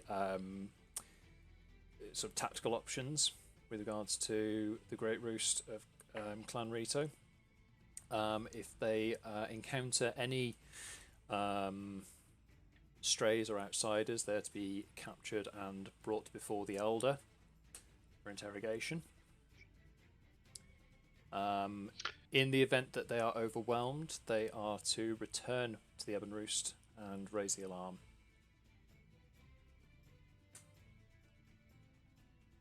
Okay. So is Lours stabilised this other guy awake again? He's stabilised, but he is still unconscious. Okay. Why don't we pretend that we've been captured? I mean, we could And sever have- the heads of the ones that are dead and just use them as puppets. No. Why don't we pretend we've been captured and have this brave little pecker over here lead us right into their gates? Willing to bet that Gav it's up in the trees and none of you can fly. Well, carry us then. All of you at the same Mhm. time. Oh, one after the other will do. Just like carrying Bagerac. How much can you carry? Not you. It'd be like watching a house. Carry this barrel. It'd be like watching a blue bottle try to carry off an actual apple. That's pretty great. I Okay. think I could take. Get the grappling hook. I'm pretty stealthy. I reckon we could stealth in. Well, talking about stealth, gentlemen and ladies. Oh god. Who said that? The rock spoke? This fucking rock with legs keeps following me. I'm not Slap looking it. from Discworld. Are you familiar with the works of Terence Pratchett? So what's our best way into this place? Well, I suggest that I'll get on my hands and knees with my cloak over me and I'll crawl in. Or I can roll you in like a boulder. Put him in the boat hooch barrel. What are we doing with this prisoner? Are we using him, or should I just finish him? Leave him. So it's just down the path there. So is it actually? Is it only attainable via flight, or can we actually walk there? Faye, would you be able to take his form? I'm not sure actually, because he's not quite human. I think you should be able to, but you So might not be able the to fly. Aarakocra have technically 6 limbs, Mhm. 2 arms, 2 legs, and a pair of wings. So I So would you be able could to do the wing. certainly take on the sort of more humanoid form of it, but it would be very obvious you don't have Like a wings. clipped winged one. Yeah. I could rip the wings off one of the dead ones, and we could put them on your back. Somehow I feel Faye was going to be on board with that. You Just know want he to air my is. I just want to air my concerns right now. Oh dear. In fact, I could rip the wings off the one that's tied up if we really want. What's the aim of doing that though? Sorry, like, were you just trying to like sneak me in?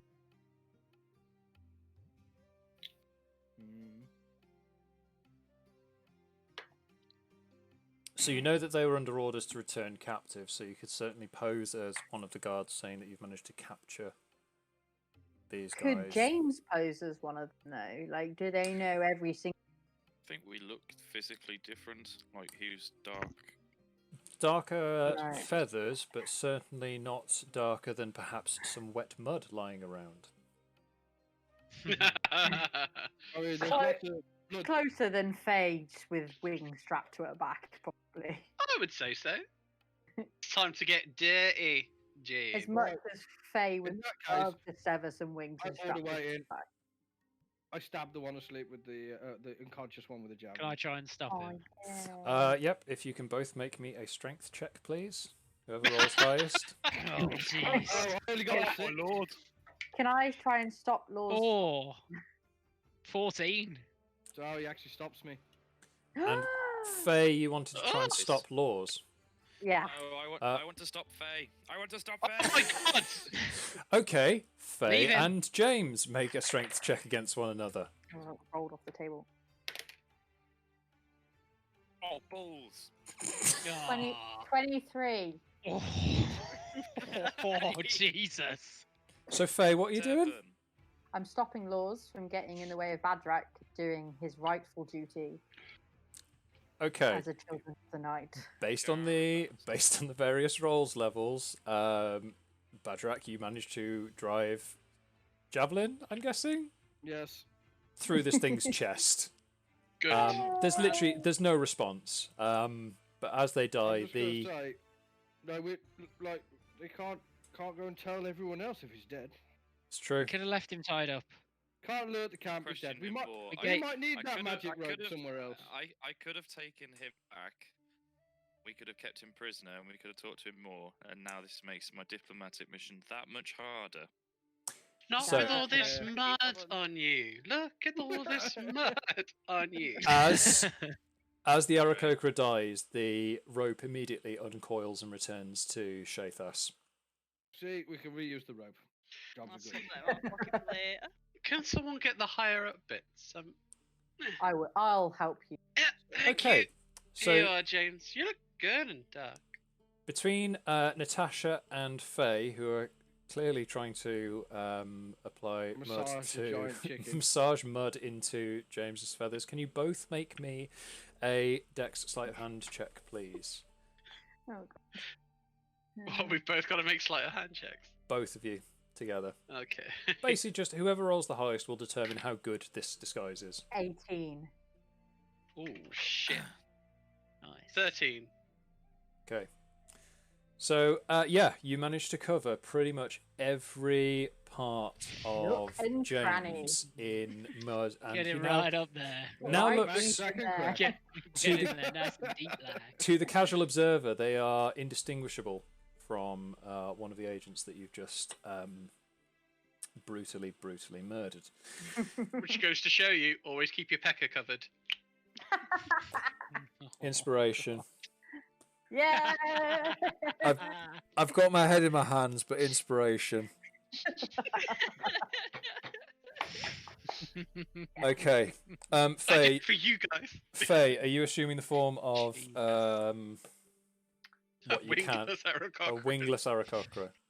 Yeah, sure. be Why right not? back. Yeah, let's Do you, go want me, for do, you, it. do you want me to try and rip some rings off one of these for you? I feel like no. I feel like we're just not going to be able to do it well enough that it's worth going through that ordeal. So Would you like some murder? I will take the form of them as best I can, and I will start prepping some sort of story as to what. Would you like some murder? Tom, As I also have a disguise kit. Is that something I can use to Oh God. turn myself? Yeah. Not for an Aarakocra. You can certainly try it. Make me what's this going to be? Let's say a performance check with proficiency because you're using your disguise kit. Is that Could I just rip with him an some- advance? Oh shit! Do I have it? Would you like some wings as well, Shubba? I could try and rip some off for you. How do I do it with proficiency? So just make a performance check and add 2. 7. Yeah, you managed to like just attach some feathers to you. You are With convinced. my- You're convinced this is a good disguise. Everyone else is looking at you like you are mental. I'm liking me this week. Okay, can I try with my boxes bringing me up to a standard height? Yep. Are you trying to make a disguise I for have- Relaxio? I have a disguise kit. Okay, so again, that's going to be performance with advantage. With advantage. Sorry, Or no, sorry, proficiency. with proficiency. Okay, so I'll just add 2. That's fine. Oh shit. Okay. 11. 11. You make it a little bit more passable, but it's not really that much better. It still kind of Great. looks like We'll someone's just put- we'll attached leave him at the random, back. random bits Yeah. of crap to. Yeah. Stop To using relax Pringles you. as Wait. beaks. Right, yes. Could I use bardic inspiration for this? Not now that it's already happened, unfortunately. Fuck it. Okay, never mind. Faye, I will say that if you are taking on the form of a wingless Aarakocra, you do notice that the one. Evening, everyone, and welcome to. Oh, No problem. Badger. Oh, yeah, that's. Mute him. Hit the wrong button there. Excellent, Bagerac, our deeply professional sound engineer. I've just muted him. Bagerac, if you just give me a thumbs up on the camera when you're like not broadcasting the intro for a second time. I mean, just shaking his head. At least he didn't play my soundbite this time. I was going to say, at least we Yeah. avoided the I wish I was a lesbian soundbite. Yes. We're professionals here. Okay, Faye, I was going to say, the Aarakocra in the robe, you did notice was wearing the Oh my robe. god. What the hell? Is he running? I've got him muted, so it's not coming through on stream, fortunately. Badger, just give me a thumbs up when it stops. Is it back, stopped? he's back. Okay, Yeah, cool. he's back. There we go. Literally, I set that to the worst key I'd never press and still managed to hit it. Excellent. Faye, I'm you just noticed delete that the Aarakocra in the robe was wearing their robes over their wings, so you can grab that as a Okay. disguise Yeah. and just throw it over the rest I of you have two. just written out my script for when we come across someone Cool. and I'm trying to like. That's fine. So, with Can we add your some branches to the back to make it look more authentic? Like there's wings hiding behind it'll the cloak. it'll do for now. I told you I can rip some wings Sound. off if Right. you want. No. So, Please. Alright, let's move on. given so we've got both James and Faye disguised as Clan Nightclaw, Aarakocra, and you proceed to make your way towards the Ebon Roost. Do we need to tie up the rest of them to make them look like prisoners? already Yes. dead. Yep. No, the rest of What the do you mean players. Yeah. So, because we're supposedly bringing you back. If you think, like, So are you going to loosely tie it so we can at least get out? Or are you Yeah. just gonna... Between you, depends whether I like you or not. You don't need to tie me up because I'm disguised as a rock. So that's fine. Relaxio, can you make me a stealth check, please? Oh. again, Oh, here Yeah. we go. New day, Yeah. new rock. I'm not going to lie. I probably could break the rope. 17. 17. bit many Thank you. Jesus Yeah. God. You again managed to unnervingly assume a very convincing rock form. With So, legs. Faye and James are both leading the rest of you. You've all had your hands bound behind you in easily escapable knots. And with James's guidance, you are brought to the Ebon Roost. As you approach, you notice that the buildings are very similar construction to Clan Rito's Great Roost, but all of the buildings themselves are much much more tightly packed towards the central nest. Around that, beautiful. Yep. Jesus. Classy bunch Bagerac we had are. too much ale. Your DM will remember this. As you approach the Urban Roost, you can see that all of these buildings are much tighter, packed together. They're almost built directly off the central nest. And around the outside, there appears to be a series of kind of like makeshift defences where they've got like planks of wood and bits of spare cart and just wheels and just random bits of detritus that are designed to obviously provide much more protection than they had previously. The main difference is the central nest, rather than having the central fire pit as you saw at Clan Rito's Great Roost, the centre is completely open, so it forms basically like a large sort of donut shape, and directly below it is a pit that's been dug down with sort of spiked pillars put around the outside, just like sharpened wooden stakes around the outside, and you can see that the floor inside is there's various bones and what looks like dried blood on the floor. This is Sparta type death pit, is what you're telling me? You can see the bottom, so it's not quite like the Mummer's Tale of Sparta. As you're brought in, the trees and paths are lined with Clan Nightclaw guards in full battle geared. Every single one of them is carrying a weapon of some description, be it javelin, longbow, Morningstar. All of them are armed to the teeth and don't really appear to pay too much attention to James and Faye in their disguises, but certainly are regarding the rest of you with a certain amount of spite, would probably be the best way to say it. As you start approaching James and Faye, you notice that the guards are sort of indicating and sort of guiding you towards this pit underneath the main roost. Is it just like filled with bodies? There's not bodies so much. There are the odd humanoid-sized bones. So there's like a skull, a femur. But like, if we throw them into it, will they survive? A bit like a. There's basically a ramp. There's like a pit. ramp leading down from the main sort of concourse in. So you're sort of guided down there, and as you go in, so you're all in the pit at the moment. And a gate is sort of closed behind you, and the general sort of chatter amongst the various Aarakocra standing around the outside goes quiet. And you see a large, deep black feathered Aarakocra standing there with this huge greatsword, looking down into the pit. And addressing both James and Faye in Aarakocran. Explain why you have brought these trespassers to our fortress. James, it's on you because I don't speak Aarakocra. It would have been easier if you hadn't killed that bloke, but anyway. I didn't. Stop your bitching. You were part of the party scouting out Clan Rito's fences, and we came across these, which we believe they have information. Where are the rest of your scouting party? They're still scouting. Very well. Wait by the entrance. Oh, I just need to do something quickly, so I'll be right back. I'm going to talk in common. And you say, here we go.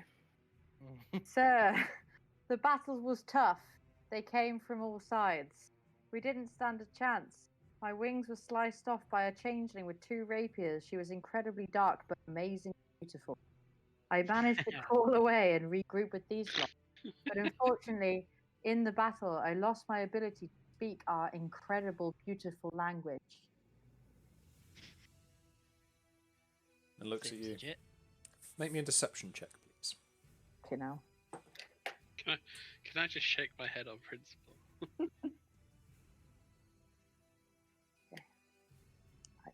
Been getting good today, Dice. That one. Dice don't fail me now. I got a 12.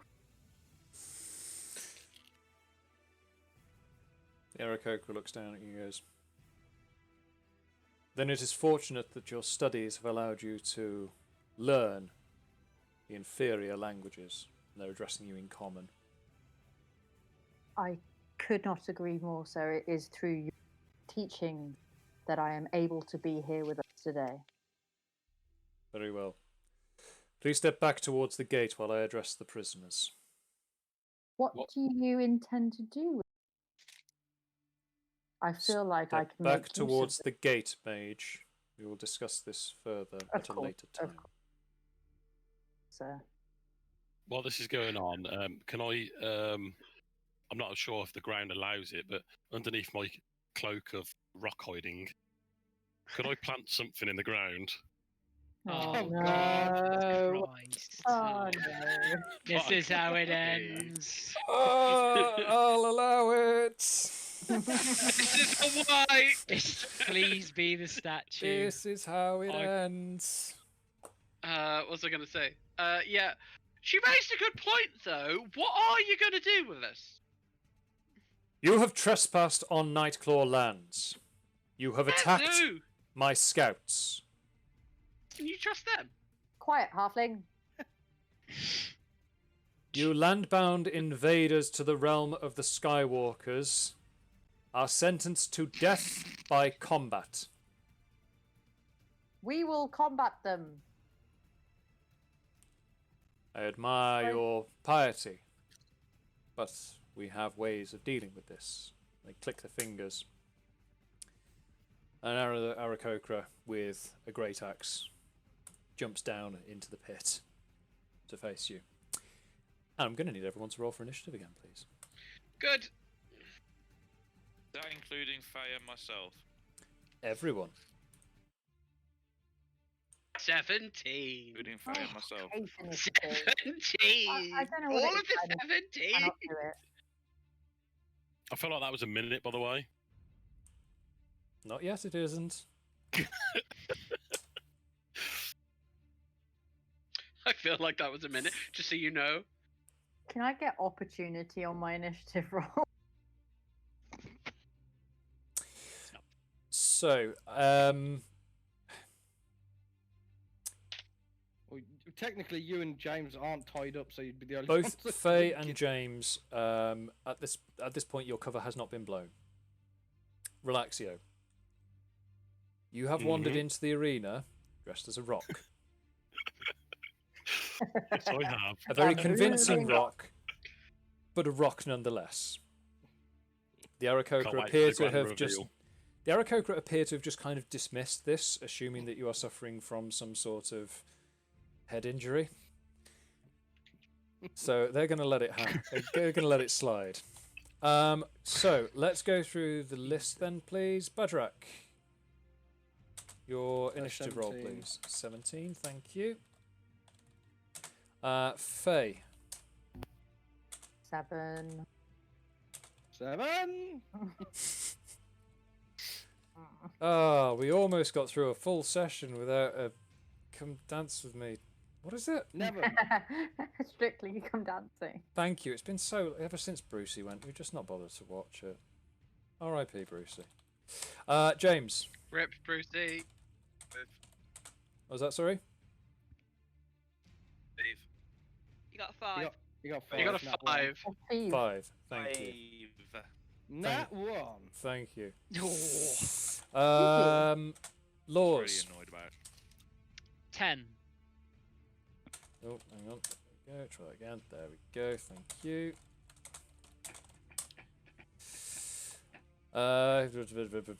Relaxio. 14.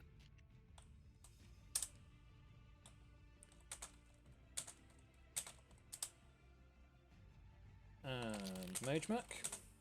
He rolled a 19. Well, nat 20, but it's a 19. Nat 20 to 19. Okay. Shathas. 16. Thank you very much.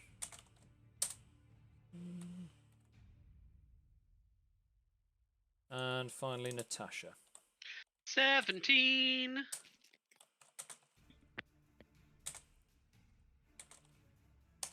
I was hoping that I could, like, because they think I'm one of, that I, in this, as I see them attacking, could suddenly change back into my normal sort.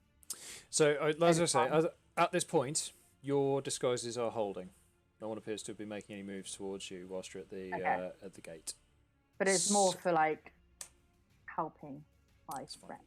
So, Magemak is up first. Natasha is on deck. Magemak, what are you doing? Oh, frick me. I'm just going to wait for him to hang on. He's just doing a bit of sign language. It's fine. I'm going to make it simple. We're going to Eldritch Blast. Excellent. Roll to hit, please. Is it just one enemy in the pit, is there? Yeah. Sorry. Check that. So at the moment, he's rolled a 21 to hit. That definitely hits. Roll me some damage, please. Let's go! Magemak's rolling better when he's not here. I know. Weird, that. And for damage, he rolled a 4. 4. What? So you rolled a what? 1, if that helps. Oh, God. That's fine. So, yeah, as the Eldritch Blast goes off, it just kind of, it hits the armor, but it doesn't, it's sort of like a bit of a glancing blow and just kind of pings off one of the ribs. So what armor is this thing wearing? Oh, you can certainly find out on your turn. Natasha, you're up. Bagerac, you're up next. What kind of armor is this guy wearing? It's splint armor, so it's kind of like it's bits of sort of toughened leather and metal that's just kind of been strapped together. Metal, you say? Exactly that. Oh God! How much metal are we talking about here? We're talking like small rivets. No, fuck it. Okay. Take it off. I cast Vicious Mockery. Okay. Natasha's hideous laughter. So, what are the string of insults and subtle enchantments that you're throwing at this creature? Beware! Aarakocra is so desperate to get out of the house, dying on our blade seems preferable to them. Ooh. So wisdom saving throw. What's your DC? Sorry. 14. They fail. Yeah. So they take 1d4 of psychic damage. Hold on.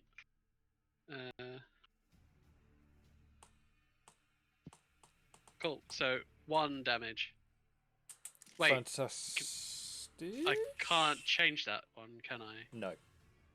Fuck it. Okay. So 1 damage, but now they have disadvantage on the next attack roll. Yep. Cool. And I end my turn. Okay.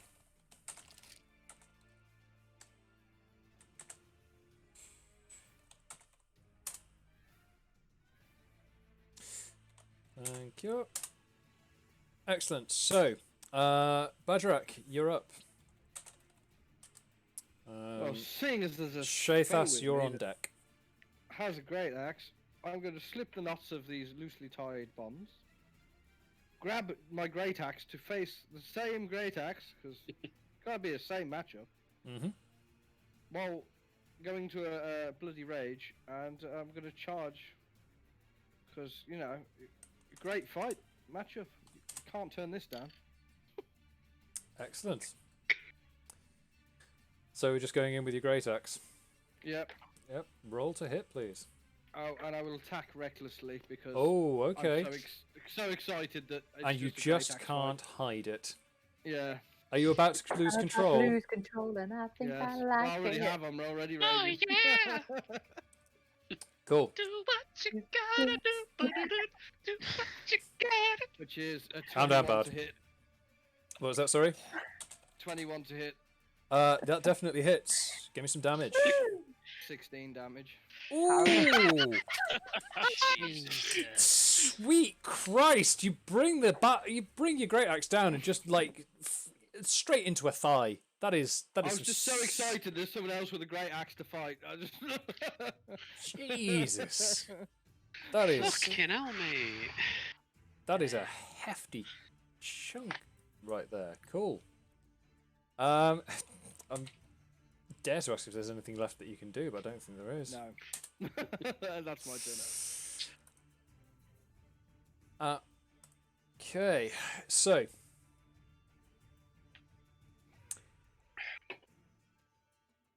at this point, the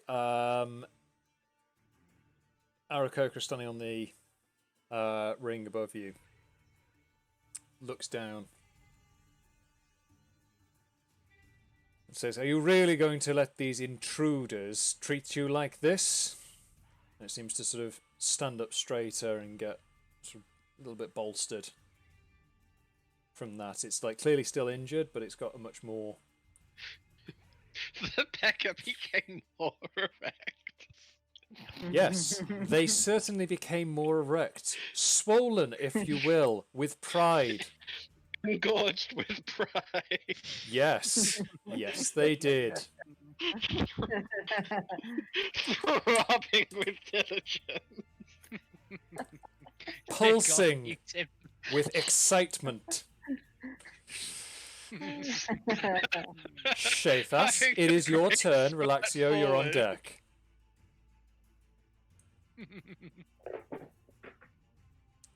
Just in case that got lost in the insane laughter, Shafas, it's your turn. Relaxio, you're on deck. It did get lost, sorry. Right. I will use my bonus action to get magic stones. Yep. And then I will lob all three of them. So you can only lob one per round. Yeah, I'll lob one then. Yep. With the slingshot. That's absolutely fine. So if you can roll to hit with, it's a spell hit, I think, for that one. But it just gains the range benefits of being chucked from a sling. I don't know what that is. So if you have a look on the spell listing for Magic Stone, there'll be a Yes. 2-hit modifier. Yeah. So if you roll d20 and add that on. 13 to hit. 13. Ooh, sorry, 2 seconds. Unfortunately, it goes wide. Misses. So the sling, as you power up and hit it with the sling, it just sort of, using its new throbbing energy, just manages to move out the way, and it just sort of, the stone buries itself into the dirt wall behind it, and just you see this blast of dirt fire out as the Would you say stone it curved to detonates. the left a bit? Swung to the left a little bit, yes. Yeah. Anything else from yourself, Shathas? No, I'm going to chill in the back. Happy on the stone. Cool. Chill out behind the rock. Excellent. Why do they have to call themselves peckers? You started that. Look what you Relaxio, you're up. Lours, you're on deck. Can I just request a time check from seeming to bury some kind of mystical object? Buried it maybe about 30 seconds ago. Oh, I'm glad you said that, because in my downtime, I didn't tell you, but I read a book on the care of magical beans. Mm-hmm. In this book, there is a rumour that should these beans be urinated on for exactly 14 seconds... Yep. You have got to be fucking kidding me. It will speed the bean grow exactly 30 seconds. So you want to pee on the bean? So what I'd like to do is I would like to pull out my adequate peck. That's rude. Why are you bringing up peckers? Can't call it that. Let me just make a quick dice roll on this. For what? Let's say it's... Okay, so it's a modest pecker. And what are you doing with it? Is this a performance check? Hey man, it's cold in the fighting pit. And I am a bit nervous. Yep. Just pea shy round a Cool. raging So barbarian. you are peeing on the bean. I am going to pee on the bean as my action. Fantastic. Please make that the episode title. Rule of cool. Okay. I did a little roll behind the scenes. What do we do? Pee on the bean. Pee on the bean. So, that is your turn. Mm-hmm. Lours, you are up now. Faye, you're on deck. Sorry. I will just go direwolf form, charge the main dude, and attack. Yep, certainly. So if you can, is it a bite attack for direwolf? Yeah. Is anyone within 5 yards of me? Yep, Bagerac is within 5 Sweet. 5 feet, not yards. 5 feet, sorry, big pun. It's not that big a pit. Still excitedly fighting with a battle axe. What's my damn to hit? 13 to hit, even with bloody advantage. Misses, unfortunately. Lame. Yeah. That is all. Okay, so the Aarakocra champion raises their great axe and makes an attack against Bagerac with disadvantage, and that misses. Natasha, does Vicious Mockery, is it the next attack or is it the next round? What's the duration on that, please? I believe it's just that one turn. Just the one. And have disadvantage on the next attack roll it makes before the end of its next turn. Excellent. So the second attack roll does not have disadvantage. No, it does not.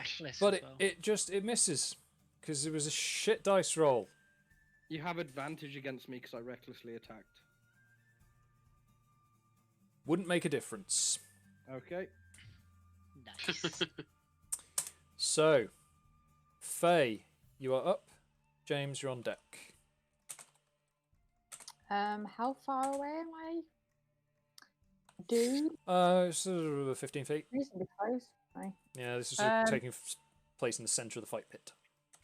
2 rapiers for the win. You haven't got any rapiers? Sickles. Sickles? There we go. Yes. Oh my god, I said that in my script I wrote and everything. I don't even know who I am. You're Anyway, the girl playing a bird disguised as another girl. Yes. Well, no, I'm in my sort of anger and rage. I have changed back into my normal changeling. So you're the girl that was playing the bird, but now you're a girl again. Yes. Okay. And I am going to attack them with both sickles. Okay. If you roll to hit, please. So that would be a 25. That hits. Yeah. What did you do today? Oh, I just rolled a 25.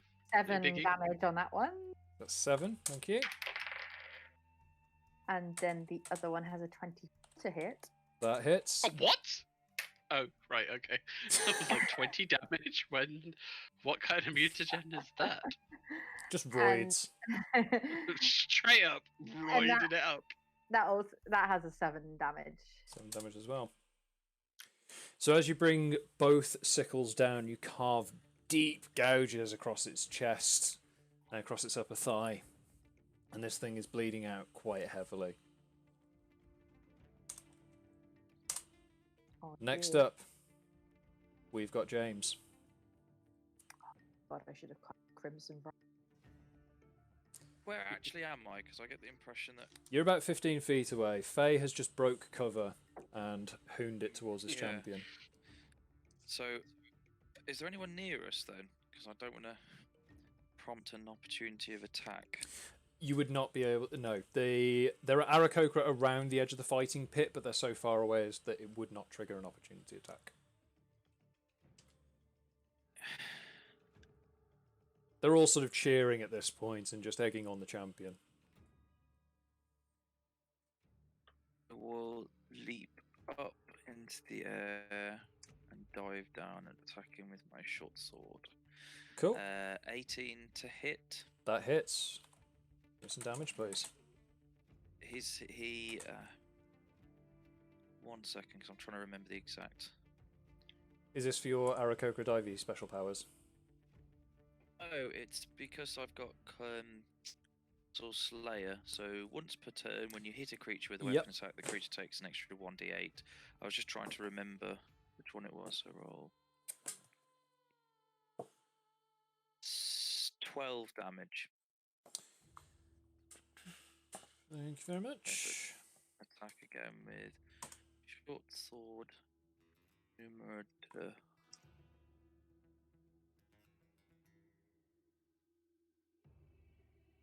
It'd be attack. A. Press. Not R. Yeah. Oh no. No. 23 to hit. That hits. And 7 piercing damage. So. So as you dive in, the first sword strike digs deep into their shoulder and starts pushing them towards the ground. The second attack you bring in under the ribs and drive into it, and they just cough up a load of blood as they're looking at you, and then just snarl determinedly at you. At this point, the Aarakocra standing on the stands gets up and says, "Fool! I'll deal with these criminals myself," and leaps directly into the pit. As they do that, there is a rumbling from the ground by Relaxio. Oh God! This is how it ends. You're welcome. Shall I roll a 1d100? Nope, I've already done it for you, don't worry. You've done it? You better not have cherry picked it. No. Totally random. I've just fucking mushrooms at Shriek, man. Oh yeah. As you look behind you, the ground starts to rumble and raise up like a molehill. And as it does, the top bursts open. And 10 bright pink toads crawl out. Great. Sweet. How? Great. They better run up to each of them and explode. It's gonna blow us all up. I don't. Homing toads. I don't like the sound of that. No.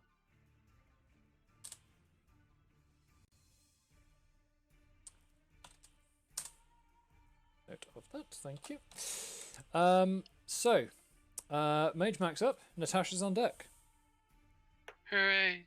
So Magemak again. He still hasn't turned his voice, and because of this, he's gonna do a strike or a mind spike, should I say? So he's going to cast mind spike. Okay. Ooh. So that is a wisdom save of 30. And who are you casting that at? The new entry into the battle arena. Okay. So they have to make a wisdom saving throw. Let's have a look. Ooh, they fail. Sweet. So they will then take 3d8 damage. Damn. Which will come to a combined 17. God. Jesus. Damn, man. Nice. So as Magemak reaches, closes his eyes and extends his staff out, reaches into the mind of this target and starts to try and shatter them from the inside, they just reel back and scream with fury at them, throwing their hands up to catch their skull. Cool. Faye, what is your passive perception, please? Good question. Yes.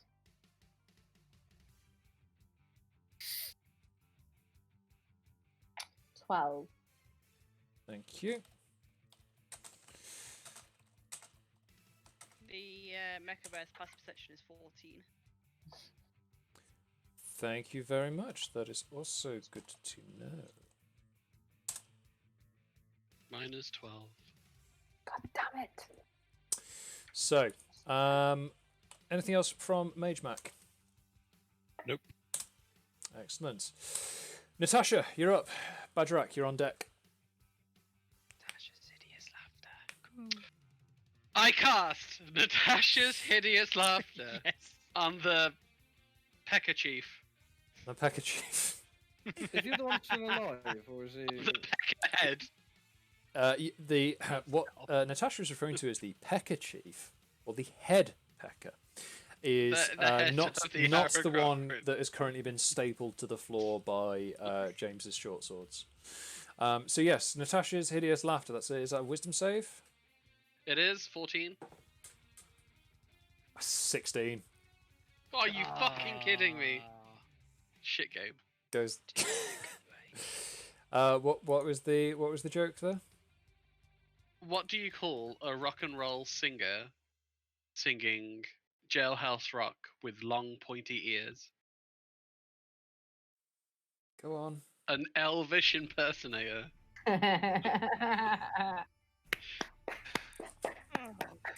Fire proves no. Yeah, big Can't fan. You can't see, but I'm drinking heavily. And Me it's too, still that's not why I said enough. it. Excellent. Fucking hell. Iterate. Bagerac, you're up. You are still raging for 9 more rounds. Is the one that I was fighting still alive?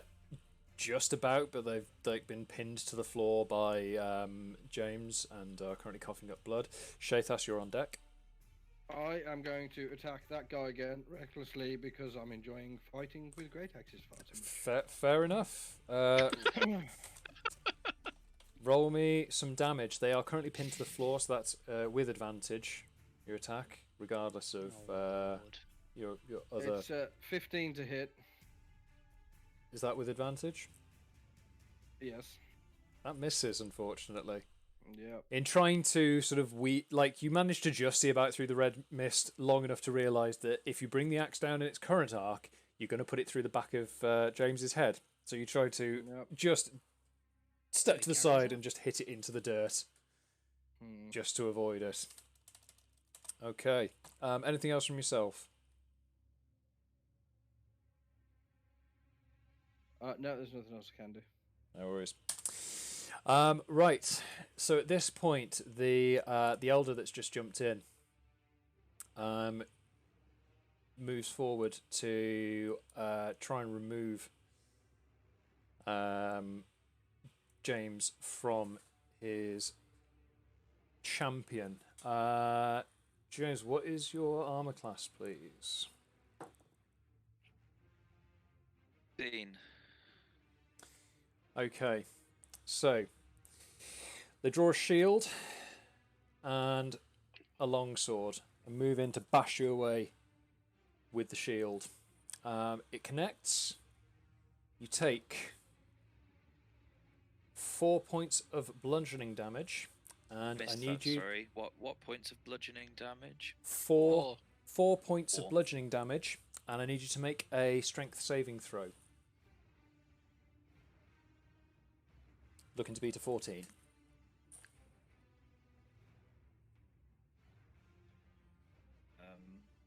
Would I be able to give some You could bardic cast also. inspiration? Is that why? Yeah. So bardic inspiration, you need to really cast that before. 17. Eat shit. Oh, okay. Okay, so you still take the damage. You just knocked back, and you managed to maintain your footing. Ah, yeah. Cutting words I can make whenever. Shathas, what were you saying? Sorry. I didn't say a word. Oh, sorry. I thought. Okay, yeah. So, sorry, Natasha. Bardic inspiration. Generally, you need to apply It's a that. bonus action, yeah. Cutting Yeah. words is a reaction. Don't worry. Yeah, There it's we fine. go. Okay. So they are then going to bring their longsword to bear on Bagerac. Do they get advantage because you're raging reckless or anything like that? What? No, I attacked recklessly, so the person I attack recklessly gets bonus. Okay, so it advantage doesn't on me. apply to the person who. I don't it think so. Let me doesn't just apply to read it someone not quick. attacking you. When you finish attack rate, gives you advantage on What's your No, armor it says class? attack rolls- It just says attack rolls against me have advantage till my next turn. So Cool. So I use cutting words. Okay, that's fine. Bagerac, sorry, what's your armor class? 18. 18. And what does cutting words apply? Cutting words applies. I can expend 1 use of bardic inspiration, roll the die, and subtract the number from the creature's roll, which is 1d6. Okay, so if you can roll a d6, please. Cool. 5. So take 5 off your attack roll. Okay, and yeah, that misses.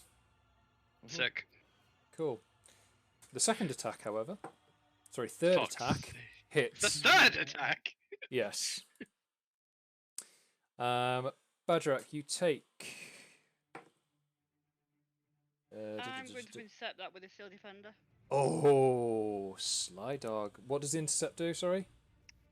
The defender imposes disadvantage on the attack roll of one creature you can see within 5 feet of it, provided the attack rolls against a creature other than the defender.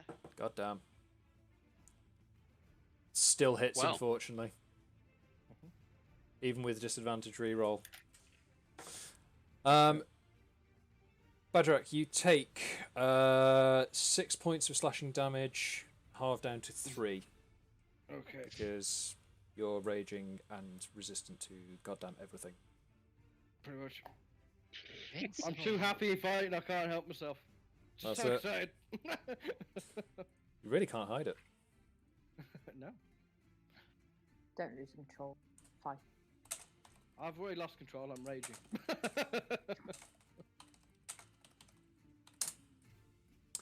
Okay. So, I have completely lost track of where we're going. Fortunately, we are using the Avray bot, so I can pick it back up again. Shathas, you are up next. You're up now, sorry. Relaxio is up next. Shathas, what are you doing? You and your sexy mecha bear. I'm going to attack the chieftain with the crossbow. Yep. So if you can roll, make an attack roll, please. It's 10 to hit. Unfortunately, that misses. Yep. And I'm going to use my bonus action to rend it Okay. with the dog. Oh.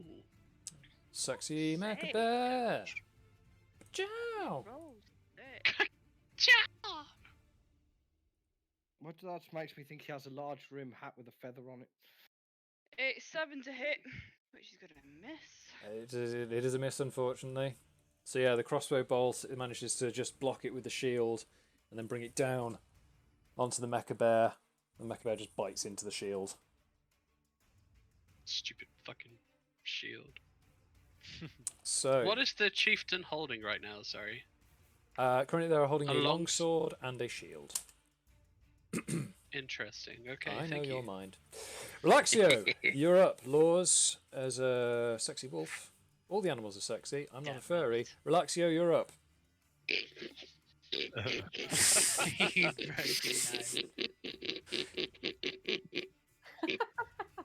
Natasha is technically laughing, but that's coming from.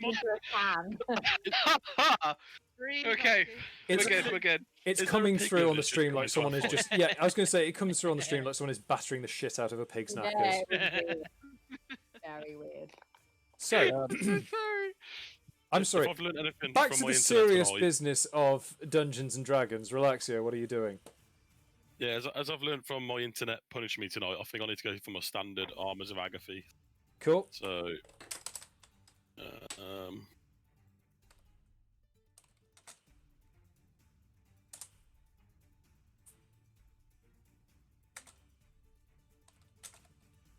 oh,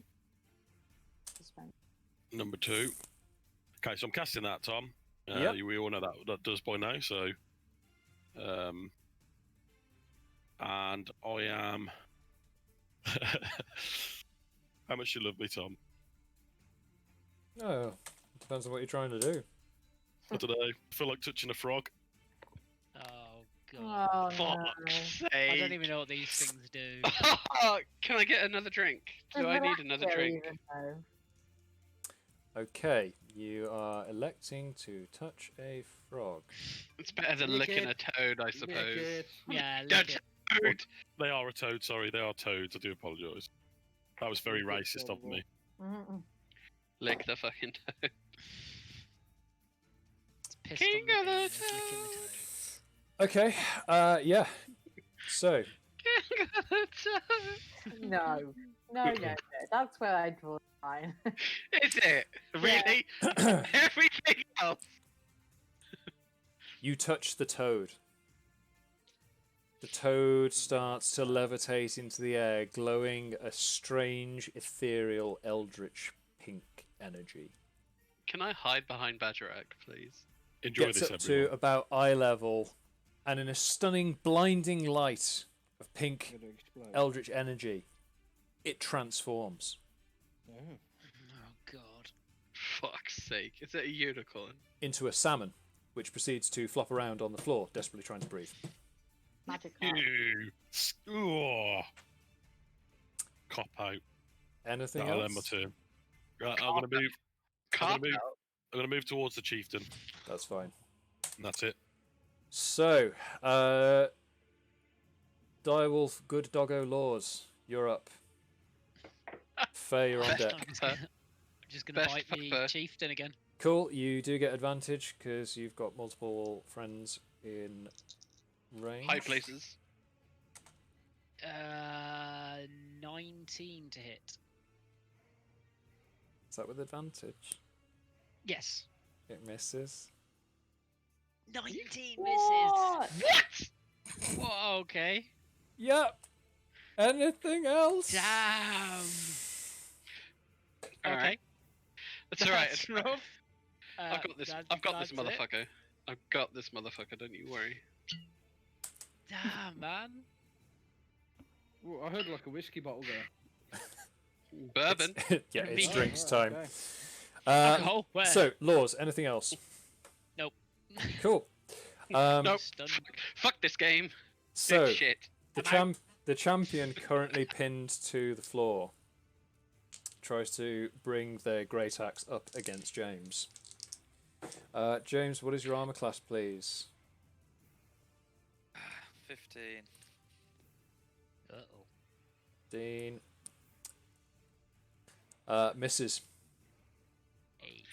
Both would be times very it tries surprised to. if it Both hits, times it like- tries to make an attack against you. It's just unable to do anything because you've just got it so powerfully nailed to the floor.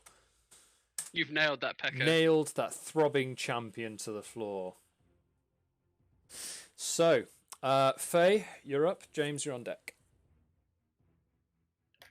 I would like to sort of shout at the main chieftain guy, Mhm. and I will say, "Stop! We have history. These may be ruffians, but they mean well and are just trying to survive in this. You and I, we have suffered in ways they will never. Please stop this battle so that we can talk and fight what is really the wrongdoing in this." And I will show him my arm. Make me a persuasion check. I'll say with advantage, please. Oh, helps if I get the table. Fucking hell. 8. That's with advantage. Okay. Oh, sorry, hang on, there's a dot there. No, that would be a 11. Mm.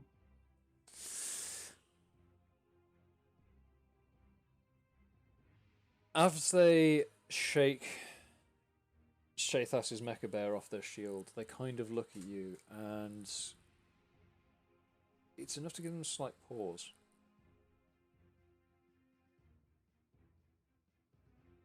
Anything else? Can I sort of see that it's not enough of a stop? They lower the short sword. They lower the sword slightly. Can I get in front of whoever is closest to them, sort of like as a blockage? You like, can I want certainly to- move to that. Yes. Yeah, I will move to that.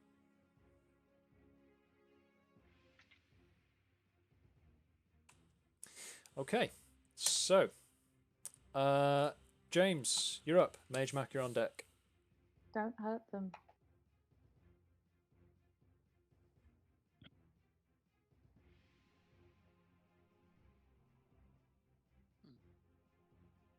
James, you still there? Make some noise. Oh yeah, I'm just Yep. trying to think whether phase like let's not fight each other, let's be friends will work, or just ultimately That's lead to me not getting like Faye. That's not like smashed. Faye at all. Yeah, whether it ends up with me being like smashed in the face with a shield again. Well, I did show them my arm. I don't. That is true. They've also seen my penis this round. Peckers have That seen would peckers. make them more angry. It's been a long night. I'm going to do a dodge action so that they attack with disadvantage and end my and say I wish to talk to whoever is in charge and end my turn. Okay. Your DM will remember that. Magemak, you're up. Natasha, you're on deck. Oh, I know it.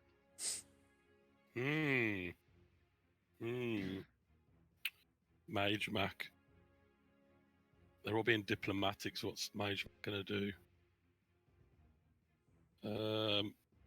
He's going to fire poison spray. Of course he is. Faye is blocking here, so fuck Faye you is guys, trying that's to why. get in the way of everybody. So basically, Magemak extends his hands towards creature, and it's going to be the chieftain. Yep. Projects a puff of noxious gas, and the chieftain has to make a Constitution save of 13. Okay.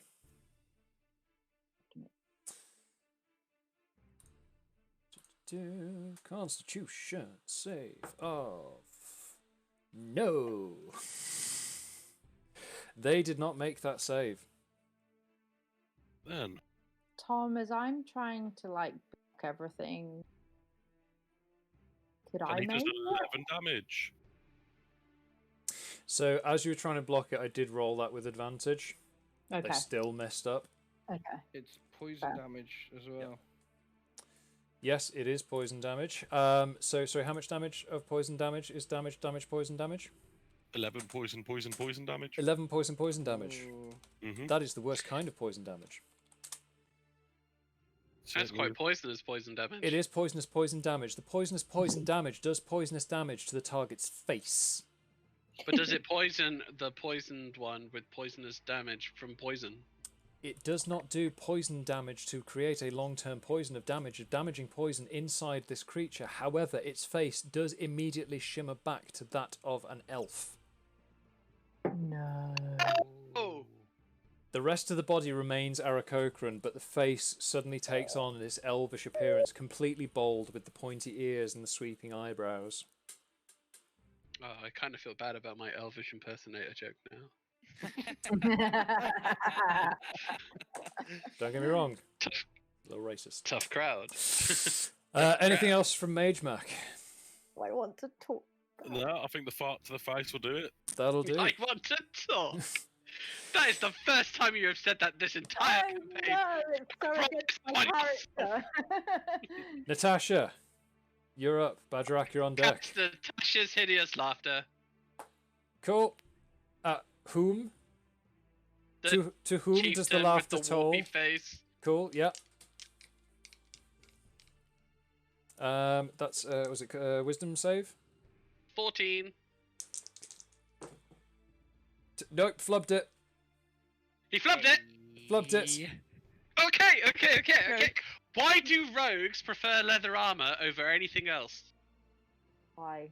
Because it's made of hide. Oh. Dear God.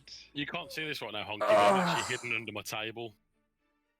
Remind me why we keep inviting you back.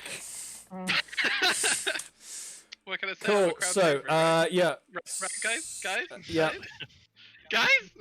At this point, they stop clutching their face, look at you, and just collapse to the floor laughing, dropping their sword and shield as they do so, and they start pounding on the ground. It's that funny. As they do, you all see underneath their bicep is a bright white tattoo. All that you can make out at the moment is the letters EX and then something else. God, are they Pokemon? So, Natasha, anything else from yourself? No, I think that's enough. I think I've done enough. I think you have. It's entirely possible that you have. Bagerac, Like you're up. neutral, baby. Wild card. Bagerac, you're up. Attacking Shafas, you're on recklessly deck. With the champion. You're continuing to beat the champion on the Yes, floor. yes. Cool. I will accept He's that because already that is the dead. action that you chose to take. Please roll me he's to not hit. dead yet, so like. They are not. I'm They are gonna fight badly him. bloodied. But they are not dead. 21 to hit. Jesus. Let me think. Yeah, that hits. Give me some damage. 17 damage. 17 damage. Jesus, you just pummel this thing. Barely missing James as you rush past him to get to this thing. You just bury the axe I can straight hear that in kind this of thing, thing's you know, in chest. horror movies where you hear the footsteps just. Yeah. Yeah, and you just this see like beak fly Raise in the air. Pull You my just- axe out of him, raise it in the air. Champion, I'm the best. as you do, there is this arterial spray coming up in front of you, creating an almost theatrical air to the whole thing. Yeah, so just in case it wasn't clear, they're dead. Anything else from yourself? No, that's it. Cool, that's fine. Yeah. So at this point, the elf-faced elder, they have to make another wisdom saving throw to see if they are still afflicted by Natasha's hideous laughter. They fuck it up and are still affected by Natasha's hideous laughter. So, We've all been Shafas, affected by Natasha's hideous laughter. I feel today, like it's we fine. all have tonight. Every one of us has been deeply affected by Natasha's hideous laughter. For people watching on stream, if you have been affected by Natasha's hideous laughter, we'll put up a support line on the end credits just so you can, get the help that you need. Honky's mobile number. It's just going to be his mobile number. So, Shafas, For you're up. many like this and more.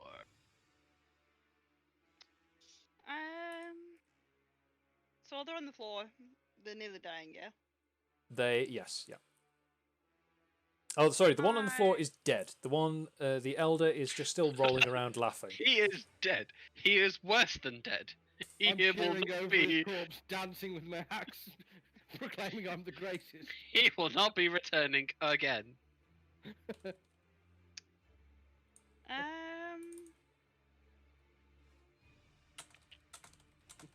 Can I subdue him? In Get him in what? chokehold. In what way? You want to just like run up and grapple them? Yeah.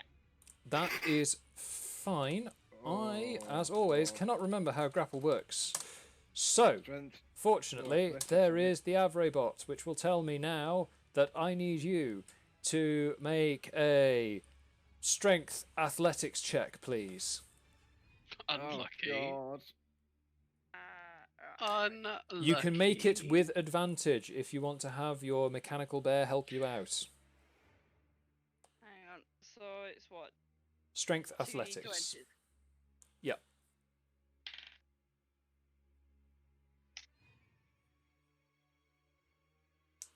It's 16. 16, and I need to make a roll for this guy with disadvantage because he's rolling.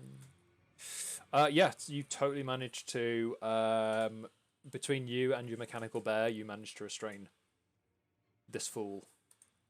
Sweet. Okay. We are still in initiative order. You have the right to bear arms. Seriously, turn it off. Can I? Please. Yeah. Sorry, I couldn't hear that over our bard shrieking hysterically in a register that only bats can hear. Could you repeat that, please, Shay, for us? Can I use my bonus action to make the mecha bear sit on him so he can't move as well? Yeah, sure, why not? Mecha Bear's that would count as helping. Helping bear. For narrative specifics, the bear is sat on top of him. Okay, so... Are they bear helpful? Stop. Just stop. Or I will put your number on the end credits. Relaxio, you're up. Followed by Lours as best doggo wolf form. Well, as we've got him out of action, I'm going to just because today I feel like doing it, I'm going to touch a frog. You're going to touch another frog? Mm-hmm. You're the fucking worst. Just try and stroke it a little bit. He's a good frog. You're the new Bagerac. Stroke a frog. Everything. What are you on about? Stroke the fairy walls. It's better than choking a chicken. Or stroking a pecker, I suppose. I mean, there is that. I skewered a chicken, and then the other ones I kind of mashed into a paste. But Okay, let's have a look.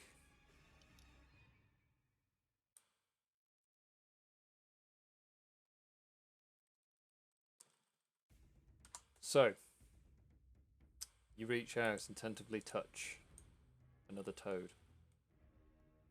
Same thing happens, it starts to glow, it rises up into the air. It transforms into a pigeon, which shits on you and flies away. I was hoping for a bear. These random shit they turn into. What is happening? turn into anything, I think. The beans have been nothing but a distraction. Every time. He's literally done nothing but piss on his beans and touch toads this entire I was really hoping. The first time that the beans came out, I was hoping for some sort of vine up into the sky and like a jacket. Oh no. I mean, That would be the next illustrious part of the campaign, but no. We got some eggs, we got some Relaxio, transmogrifying fucking toads. anything else other than tickling toads on your turn? No, I'm done. Cool. Lours. Best doggo Lours, you're up. The only guy that's left is The one I've subdued got as hold of. he's pinned down now, isn't he? Currently subdued, yes, yep. I'm just going to look over and do like a cat boop on top of one of the toads now because it seems like the thing to do. Just like pat it on the head in wolf form. Which basically means I bang. You touch the toad. The energy rises up. Toad starts to levitate into the air. As it does, transforms into a swarm of beetles, which skitter away.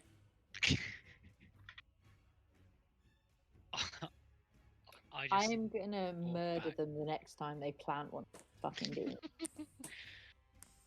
I just look really confused and just sit staring at the other toads. Don't you worry, Faye. I've got 4 more of them beans. How many toads are there? There's 10 toads. 3 have evaporated. Oh, Okay. One of them looks great. One of these is going to be something bad. So, okay, Avray has decided to rook me by saying that the champion is up next, but the champion is dead. So, Faye, you're up next, followed by James. Touch the toad. So when you say that the chieftain is subdued, do you mean like they're unconscious? They're giggling their or- tits off and they're currently being restrained by Shathas and a mechanical bear. And is it giggling obviously because of Natasha's It is, yes. laughter? How long has that got How could it left? not? She was right after me, wasn't she? Well, Natasha's hideous laughter will. Let me find out for you quickly. Do I know what stops it, or does is she concentrating on it for it to keep happening? The target can make another wisdom saving throw every time it takes damage or at the end of each of its turns. Okay, I'm gonna slap it. I don't really want to cause that much damage, but I'm just doing an unarmed strike just to try Cool. and snap Okay, it out. it has advantage on the saving throw if it's triggered by damage. Okay. It's fine. But as it is prone, you get advantage on the attack roll to slap it. Nat 20, so 27, yo. Oh, here we go. You face slapped him so hard you could see the curvature of the earth. What's your damage That's with an just armed a hit strike? there, that's just a hit, so 6. So sorry, what's your damage with an armed strike? A 6. It's just a flat 6. Uh-huh. Nice. Okay. Boy, sir. I don't want to hurt it, really. I'm just trying to snap I it mean, out. I've got to be honest. They're already injured. But they do not snap out of They do not snap out of the laughter. They're still insensate and giggling. There's no point me like screaming into their face, is there? Because it's not going to help. Like, I mean, you can certainly try. It'll probably make you feel better. Not going anywhere. I'm just going to sort of, after I've slapped them and then it hasn't helped, so I'm just going to grab their face and shout, "Got to snap out of this. I can stop this from going any further. We need to band together." I'm no good at ad-lib. That's fine. Okay, James, you're up. Magemak, you're on deck. Oh. It's killing me. Alright,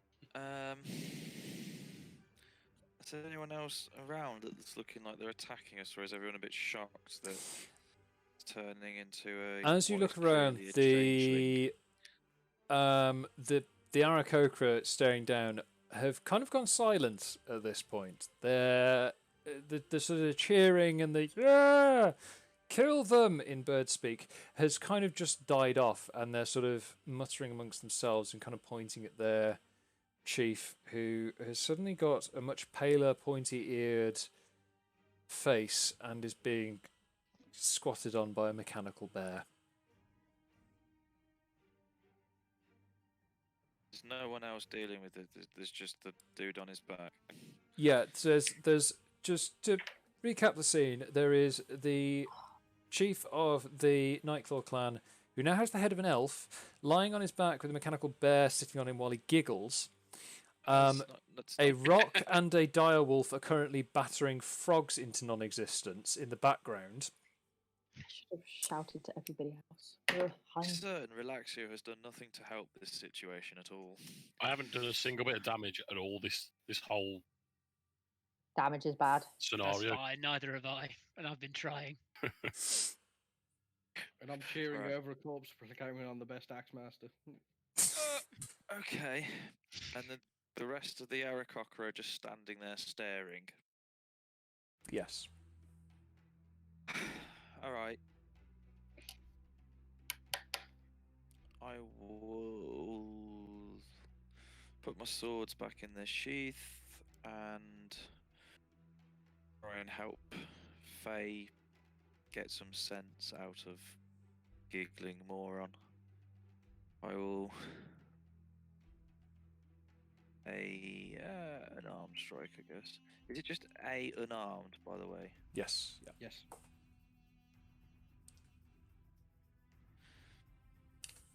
Do I get advantage because he's prone? You do. Otherwise I've missed.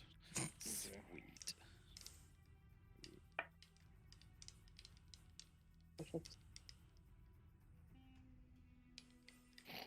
God damn it, hindsight.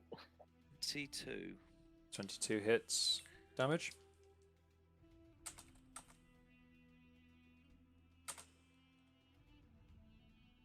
I don't know whether you heard that or not. So I didn't. Went dead. Three to hit. Sorry, 3 damage from the hit. Thank you. Knock him out of it, or is he still gibbering? You managed to knock them to their senses. With them grappled by a dragonborn and their mechanical bear, and sense suddenly returning to them, they look around and notice that the Aarakocra are looking at them strangely. One hand manages to reach free from underneath the bear pin and just touch their face. And they seem shocked that they no longer have a beak. They start looking around.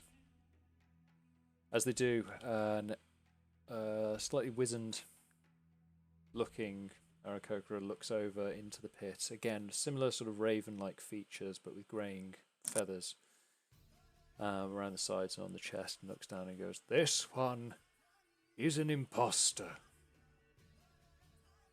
This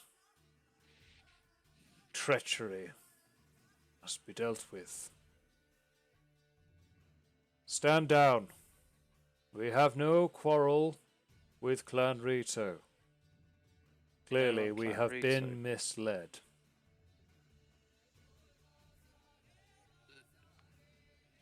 The mud's fallen off me now. Has The it? mud has fallen off you by this point. The elder looks at you and goes, "I recognize your face. You are James, Jamesy, Jameson, James the James of Clan Rito." Such a great name. Please. Tell your father we have been misled. The one we thought as Rivak had convinced us that Clan Rito was intent on taking our lands, attacking our homes, and killing our people. I had my doubts, but could not speak out against them. Now it is obvious that this imposter has been sent to create strife between our people. Please, tell your father we have no quarrel with the Great Roost. I will relay that. Would like answers from what is clearly a changeling, and I'd also like some answers from Faye on how she knows. Faye, can you make me a dexterity sleight of hand check, please? Yeah, sure. Are we out of initiative now? We're out of initiative, yes. Can I pick up his longsword and shield he's dropped? You can do, yeah. Excellent. The long shield and. If we were out of initiative, I was going to say to James, please go and distract them and talk them down. We will take this person with us. I'm going to go with why should I do that? I got 12 for my sleight of hand check. As you look down at the elven face of Changeling looking up at you, you see them smile as their tongue licks up and pulls one of their teeth loose. And they make a biting motion. And all too late you realise that they have managed to poison themselves as their mouth starts foaming. No! Fuck's sake. As you desperately try to stop the poison from taking its effect, they look at you in the face and say, "The Crimson Order will win. You cannot stop them." And they die. That tone necessary. And they die. And they die. Gotta make it, canonise everything. So, with that, you relay the information back to Brian the Blessed and inform them that the attacks, the entire preamble to war was the act of a rogue changeling.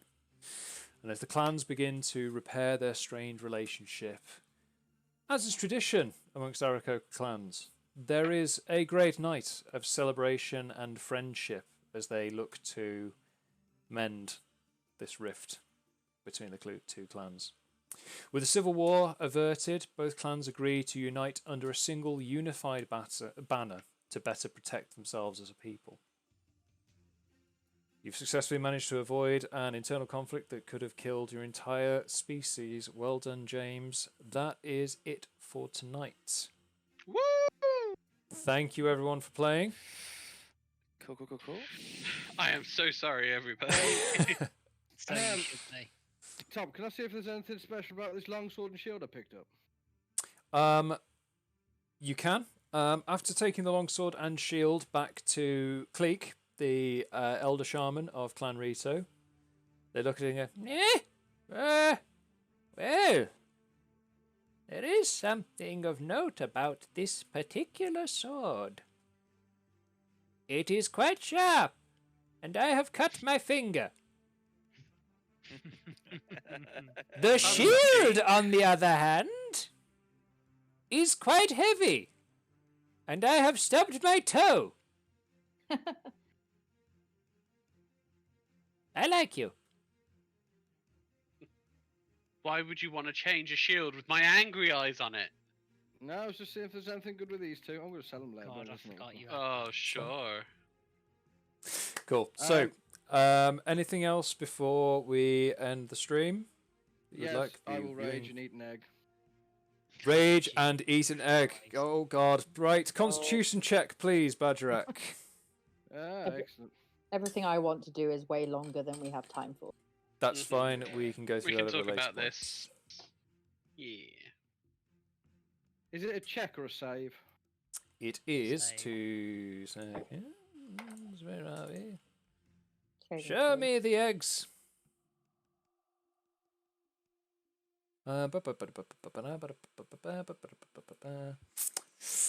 Constitution save. 12. 12. Oh God. Okay, you take. Oh no.